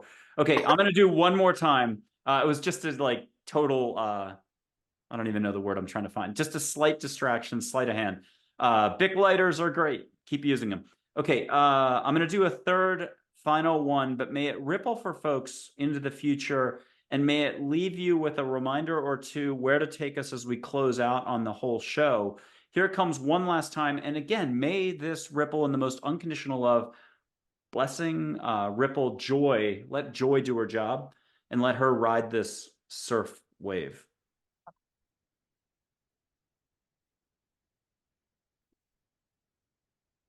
Okay.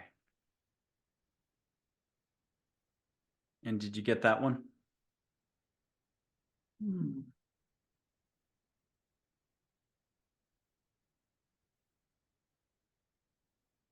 How will I say that?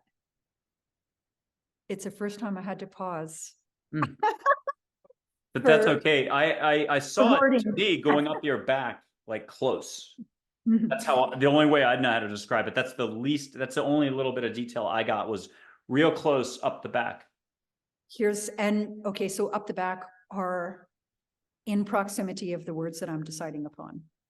I think that in this moment of humanity, where we are in a shift, there are many people that, for example, turn on the news and they see what I'm going to call the dismantling of constructs rooted in fear, and they feel afraid and depressed and even disempowered.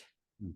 And so the energy that I felt of that was the energy of empowerment, of, I'm going to call it moving through the spine, through the chakra systems, which is what you're calling energy going up the spine, so that each person can actually connect to their truth and come from love and be deliberate about the ways they inform the field, the energetic contribution, to know that they actually can and do make a difference, will make a difference. And it comes on the level of consciousness, comes on the consciousness. So the sum total of moving through the energies in the spine, just restoring that purity and joy and flow and lack of resistance, is a matter of being deliberate about your contribution to the field, to the collective, to humanity as a whole.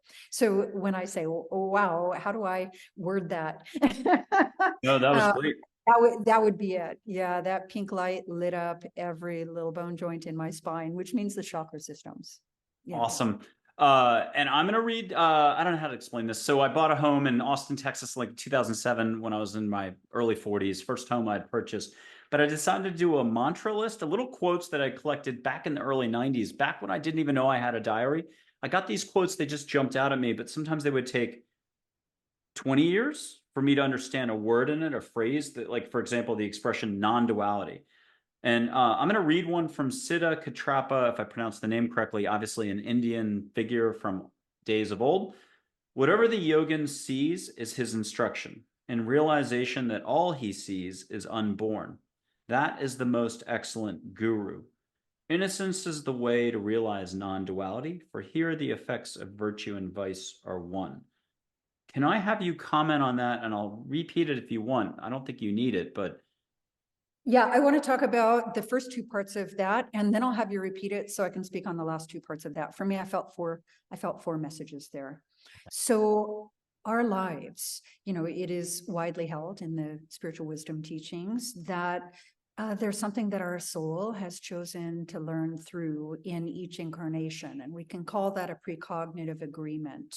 And so my life is a custom curated lesson for me based on what I've chosen to learn through. It is as unique for me as my own fingerprint. And then your life is custom curated for and by and through you. And what you've chosen to learn through, your precognitive agreement and life experience, is as unique as your experience. And it's why you can't fully learn from me and I can't fully learn from you, because my lesson is curated for me. Now, that's the first part of it. I don't remember what the words were, but that's what I heard it say. There was a second part of it that said, all he sees is unborn. Yeah, okay, so hold that thought. I'm on a roll. I'll pick it up in just a second. All he sees is unborn. And what that means is a couple of things. Number one, we don't see things as they are. We see things as we are. And every single thing is nothing more than the value you assign it, right? So through our self-perception and our beliefs in the causal plane, thought identification, what we've chosen to learn through collective agreements, we project to create and look for evidence of validation of our self-perception. So if you're able to free yourself from thought identification, just connecting to who you are in truth in the absence of the ways we define ourselves and therefore divide ourselves and limit ourselves. If you can see everything in pure time presence, knowing who you are in truth, then there's no self-perception that is being projected. In fact, it's the purity of God is and love that's being projected and forming the field. And there's no more small self, personality self, no more doer, right? Like we're not actually the doer. As long as we think we are, we're just projecting the self-perception, and that's rooted in ego. So to say all he sees is unborn means he's free and liberated from the personality construct, free and liberated from ego, just knowing who you are in truth as an individuated aspect of the creator in form. Okay, let's see what else we got. Whatever the yogin sees in his is his instruction. We got that. Realization that all he sees is unborn. Got that. That is the most excellent guru. Check, check. Okay, now innocence is the way to realize non-duality. So what that's saying is freeing yourself from all of those constructs. And innocence is primarily liberation from anything that looks like a should or a have to or a shouldn't or, don't have to, or anything that is rooted in agreement and identity. Can I see the very last line? So innocence is the natural restoration. It's the natural response of the liberation. For here, the effects of virtue and vice are, okay, are what? Can I? R1, sorry. R1, yeah. Here, the effects of virtue and vice are one. Yeah, exactly. That's what that says to me. Is that so? Yeah. Kim, is that so? Okay, and then So you know the story. You know the story is that so. Yeah, I'll do one more. Let's see. I'm looking for one here. Okay, fine. This to me is your practice, your yoga practice. When someone comes through the door, you only see possibility, potential, what already is. I don't even have the words potential and possibility. Those are limiting. Okay, a jewel buried in earth 1,000,000 years is not discolored or harmed. And so a genuine heart can be brought out in anyone, anytime. True. I thought I did good on that one. I'm going to go ahead and just do this. Did I do good? True. Okay, a genuine heart, though, can be brought out in anyone, anytime. I mean, that's, to me, that's another definition of compassion. Connection, human connection. Yeah. Look, here's what it makes me want to say. Because now we're talking about just humanity and the way that we navigate these, constructs in a field of what we could call density. And that is that if I care about you, then I care about how you feel. And the only way that I can actually know how you feel is if you tell me. And the only way you're actually going to be willing to tell me is if you trust me, not to judge you, hold it against you, cause harm to you, and so on and so on and so on. And in this way of connection, you could call it communion, true union, yoga, by the way. I'm just trying to decide which direction to go with that. I guess I want to simplify. It's what we're meant to do for each other. So the natural response of that is a certain level of understanding, and not understanding in judgment, like, how about this? A concept of, so you see a lot of bumper stickers on cars that say, for example, tolerance. How about that? Tolerance, acceptance, words like that. And in one way, you could say that judgment is inherent in tolerance. Tolerance begins with acknowledging the differences, which are rooted in separateness, which is an egoic construct, right? Protection, so for what you said earlier. Protection, defensiveness, fear. Tolerance is like, I don't agree with you, but you can, agree to disagree. Like, I'll tolerate you, right? Can you hear that? You see what I mean? There's something we can do for each other that is higher than tolerance. And there's something that we can do for each other that is higher than acceptance. And that's what you and I have been speaking into this entire time. So that's what I mean when I talk about field of trust with no judgment. I'm not sitting here trying to decide who's right, who's wrong, whether you're worthy or not, whether I like you or not. That just doesn't even exist when you're joined as, aspects of the creator in form in true union. That's what namaste means. The divine in me honors the divine, that which is the same in you. That's what yoga means, union, namaste. It's not just a salutation, namaste. That's not it. Can we do another lightning round this time with like Abe, the Abraham of old, an angel, Mary, but also some more India figures with your permission? Just you'll get a sensory, not overload, but just a wave of everything. But maybe we can keep coming back to compassion. Here's Abe. You'll catch like tobacco, cologne, male figure on everyone's team. He'll tell you he was a jerk when he was alive. Wonderful. Doesn't believe in teaching fishing. He hands out fish. But with that, what are you getting for a smell or physical around you that's embracing and supportive? I'm getting a campfire. I'm getting a communion with nature and the lessons inherent in nature. And I'm getting a strong masculine presence.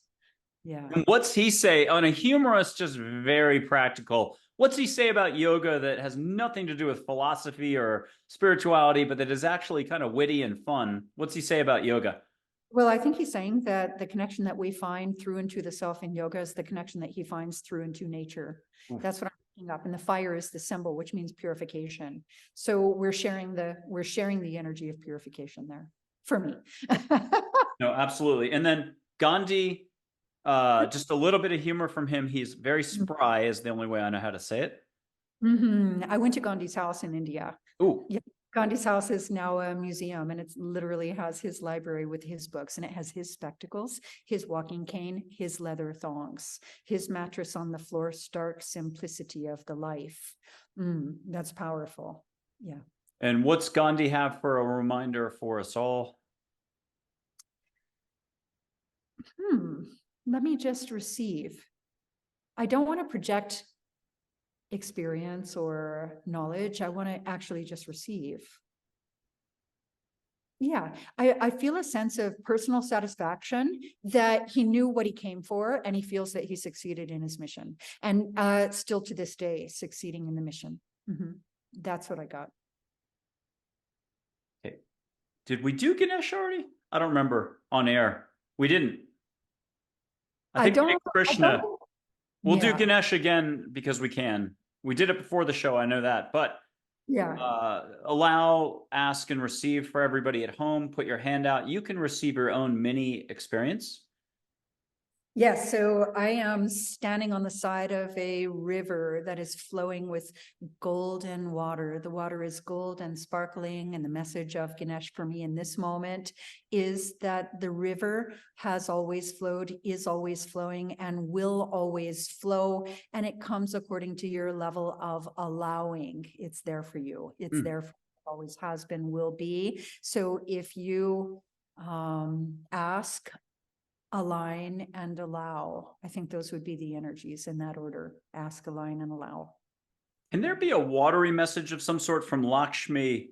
With all the water there, I'll try to keep it back a little bit. And that's, again, a classic cultural Indian depiction. I think that water for me is purity. There's a purity of the water. That's a purity of her energy. She's got her, golden aura resonating around her third eye chakra and the crown. She's a goddess for sure. And so I'm feeling that the water is purification and cleansing.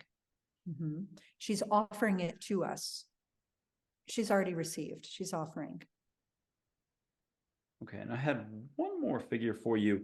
Is it okay? I have a Jinn who's East Asian mysticism, who's eons old, fine fellow, unconditional love.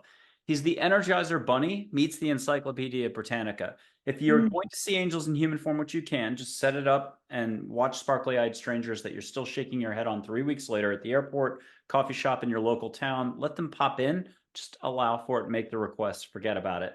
But this guy would be Winnie the Pooh level height, like 4'5", petite, oriental, immaculate Zen master outfit. I borrowed from the Kill Bill film Quentin Tarantino, but let his eyebrows become clouds. He's golden flecks of light in another sense when people see him directly. You can hear his Asian accent. He's absolutely endearing and wonderful and joy. Close and tight with the angels, but if you don't mind receiving a lot of visual, auditory, sense, smell, whatever I'm trying to say, the schnoggin. And he's got a reminder again of the simplicity of it all. Like I'm going to just do the S. Warren unstruck bell. It's here.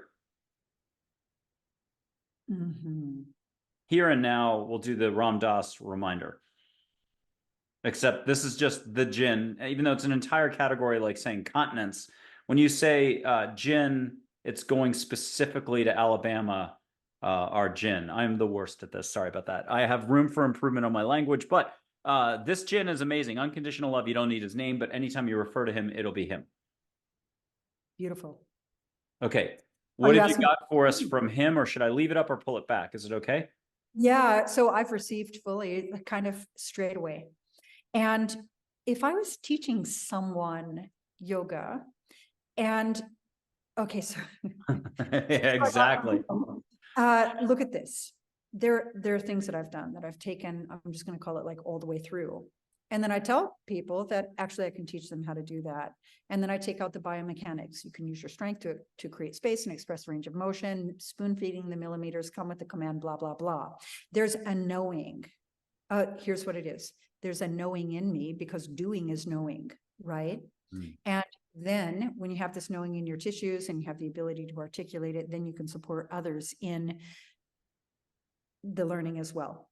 He comes from the knowing, and his knowing is that there are no limits. And so he is fully connected to what I'm going to call the yoga powers, right?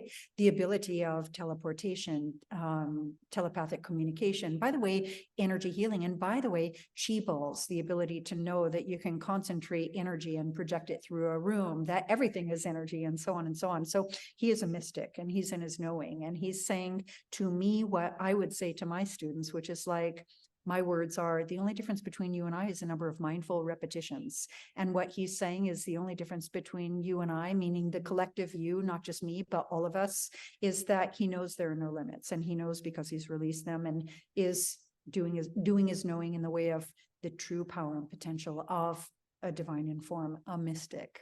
Yeah. Mm. Yes Beautiful. to that.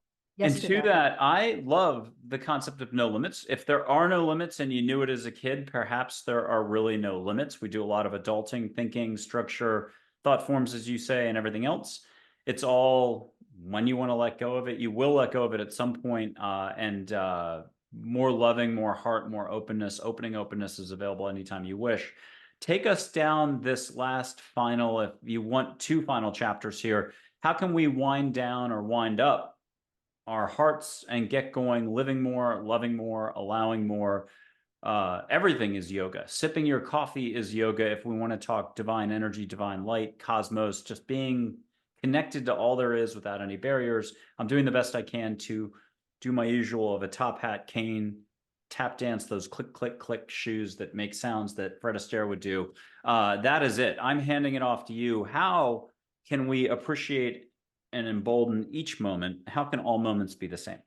And no eternal questions here that have plagued mankind this entire time, which is exactly what we're doing. So Kim, no small questions at all. How can all moments, how can we be more love? How can they all be the same? Yeah, I love that. I feel like there are probably three contributions for me. The first one is that not primarily, it's just a bold statement that some might or might not be ready for, but it's yoga and it's everything. And that is that the biggest crisis that humanity faces is just an agreement to separateness, the belief that there is separateness, right? And then what happened, and by the way, so for example, if there are only two choices and the choices are love and fear, and let's say that fear is a cry for love. And so now there's only love and a cry for love, for which the only appropriate response is love, right? So it's bringing me into that state of knowing that we're all in this collective together as one human species and that we're ready to make these shifts. And so we join forces. Now, what tends to go wrong, shall we say, is that a lot of our denial of the divine is rooted in fear. Separateness is just fear. And so when I said to you that most of spirituality is actually accountability, it's because we humans navigate through separateness, collective agreements, thought identification, limiting beliefs, all the things we've talked about the whole time. And so what they're doing is basically residing in fear. And when they're residing in fear, they're making choices from that place. They're making fear-based choices. And then the fear-based choices have residual effect upon others. So the accountability for each of us individually is to recognize the ways in which we navigate through fear, make choices in fear, and are not accountable for the effects of our fear-based choices upon others, whether you're talking about the micro of your family in your own home or the macro of nations and countries. So accountability and letting go, accountability and letting go, accountability and letting go. Yeah. And for people who want to go back and watch this again, as your thoughts arise, Yep. write them down, and just whatever legal pad you have handy. Yeah. Anything, any reaction to anything, it's a reaction. It's thinking that you can let go of in that moment as you go back and reflect, or let go and go beyond reflecting. This is exactly what Kim does for folks. And I think you've seen it now on air, is whatever the way is, through the heart, getting you to the heart, your own heart, and that beyond words, beyond thought forms. I'll leave it at that. Second point, or was the second one in there and we're on to the third? You've got Uh, the second. Well, just here, close it out. If I think you covered a lot. I loved how you said fear is a cry for love, and therefore love's still the answer, no matter which. If you're in up here, you're the upside down light switch. When you're off, I argue you're up here. Welcome to being human. We do it. I'll do it tomorrow. I'll do it in an hour. I react to anything I put on the news. I am lit up though when I flip that light switch on. Again, I got to go upside down and do a headstand for you. But I'm here. I'm open. And how much time do you spend on a light switch at home?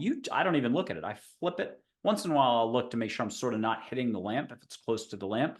That is the level of degree of difficulty, I would argue, for getting out of what you know, out of your head, out of your details, to be here to let go and to be one with all, or whatever you want to call it.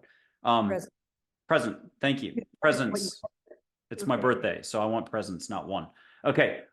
Joy, I'm going to put Joy and Jen up. Do you mind? I have not ventured out this far, but we're at least 2 hours plus. So the very few and the proud and the Marines here who have been following along, do you mind doing me a slight favor? It's been answered about 800 times in the last 12 years, but can Joy say what I do for people? This is Michael in Texas. What do I do for folks historically over the last 10 years and will in the future? But, tamp it down a little.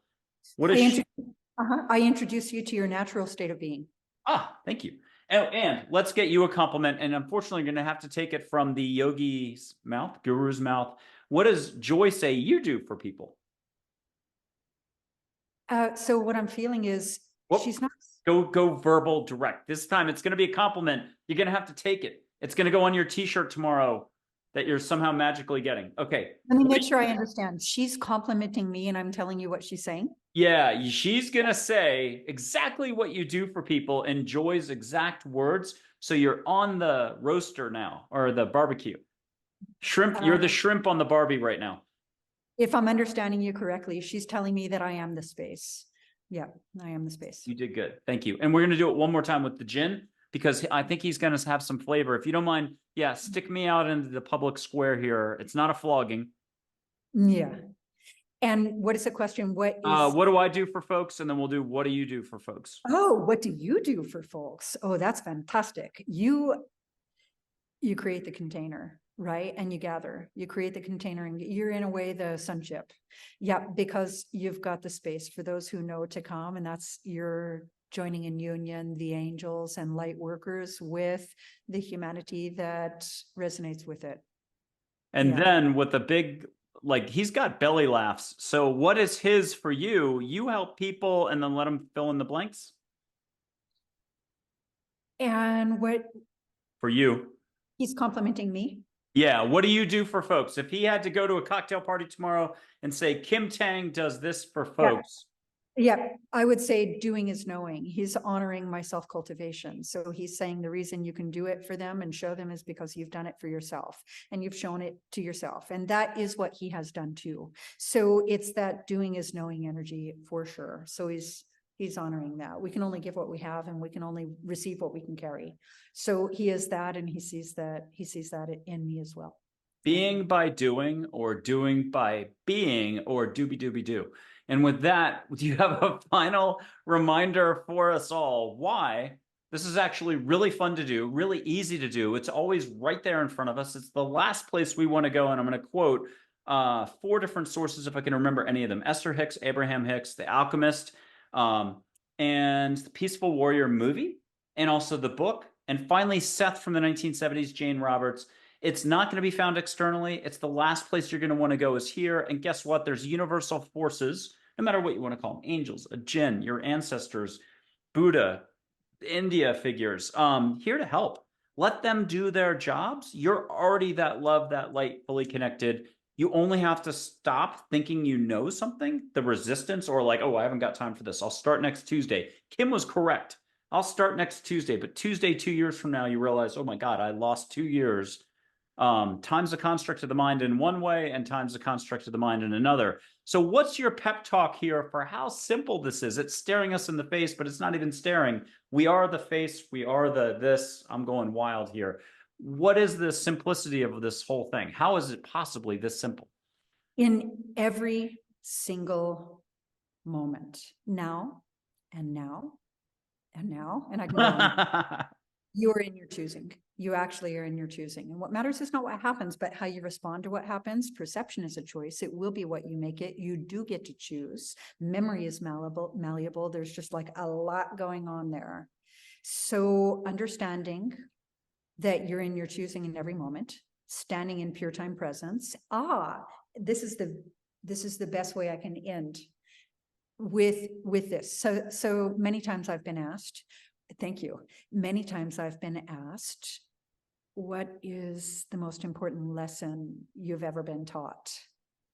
And here's my favorite answer. Since I just talked about in every moment you stand in your choosing. So I will say that in your life and in every single decision that you make, no matter how small, like what you have for breakfast, or no matter how big, like who you choose to love and spend your life with, make every single one of your choices as if you loved yourself deeply and completely. So when you're standing in your choosing and standing in your knowing that you're standing in your choosing and making your choices based on self-love, you cannot go wrong. You'll be divinely guided and inspired, and you'll trust and you'll trust and you'll trust that every choice made from self-love, that does not mean selfishness. Anyone on a spiritual path will know that any choice made from self-love will be the right decision, right? We navigate according to free will, and the real free will there is a choice between navigating through separateness and fear or through true love, true union. Oh, I love it. And I'm looking for one final quote from here, which I can do. I did it. Angels said, and it was in my book, but my book wouldn't load, and that's Listening to Angels. If anybody wants to spend $7.99, it was written by angels. Anybody who thinks I wrote it, thank you, but no way, Jose. They said, compassion for all is life. Regard others as yourself generously and without fixation. What you see in others, I'm adding this part, and it's still angels. What you see in others is energy you create for yourself. So I love that. I feel like it's parallel to what you were saying. Well, Kim Tang in California, you've been wonderful. Oh my God, have you hit us with a lot? And if people do need to go back, maybe they need to also cut the pace down so they can take it in, because this is, I don't know, it's a symphony of information and experiences. And I really appreciate all you've shared with us. Thank you. Hey, thank you. And happy birthday. Thank you very much. So I'm going to ask, before you stop the record button, I'm going to ask all of my viewers to like, subscribe, follow, comment, share, all the things to support this platform, because we're all gathering on board the sun ship, and you and I, we are in it together and we are one. So I ask everyone join and understand that you have power, right? This is a moment of standing in truth, standing in love and light, and joining forces in that way, just to create the momentum of the shift. And so I thank you also for choosing me on your birthday, and for the powerful conversation that'll influence, hopefully, many. You can find me on the website, and there are any number of things that I do, any number of ways that I serve. You can invite me to speak. You can invite me for a seminar, workshop, do a private session. I have a video platform if what you want to learn is yoga, any number of ways. And so it's just my name, KimTangYoga.com. And the place that we have here is a space that we've created to receive others. So you can host your event here. That's yuccashala.com, or you can just email me directly. I answer my calls. And so, yeah, thank you. I feel complete. That was amazing. Good. And thank you very much. And again, thank you everyone for being here. Subscribe, share, like, but please comment about one part of this that you found intriguing, interesting. It could have been you just caught the scent of flowers, but it could have been a description she was giving about a particular Could have been the national, international competition thing. It could have been something else. What resonated? Just put a few words down, if not a full thought sentence. Share. The more you share, the more this is able to get out to others. And over time, more and more people will see the show, Angels, Kim Tang, and many others. Kim, thank you for being on Angels, Positivity, and Love. It was a total treat. Thank you to you as well.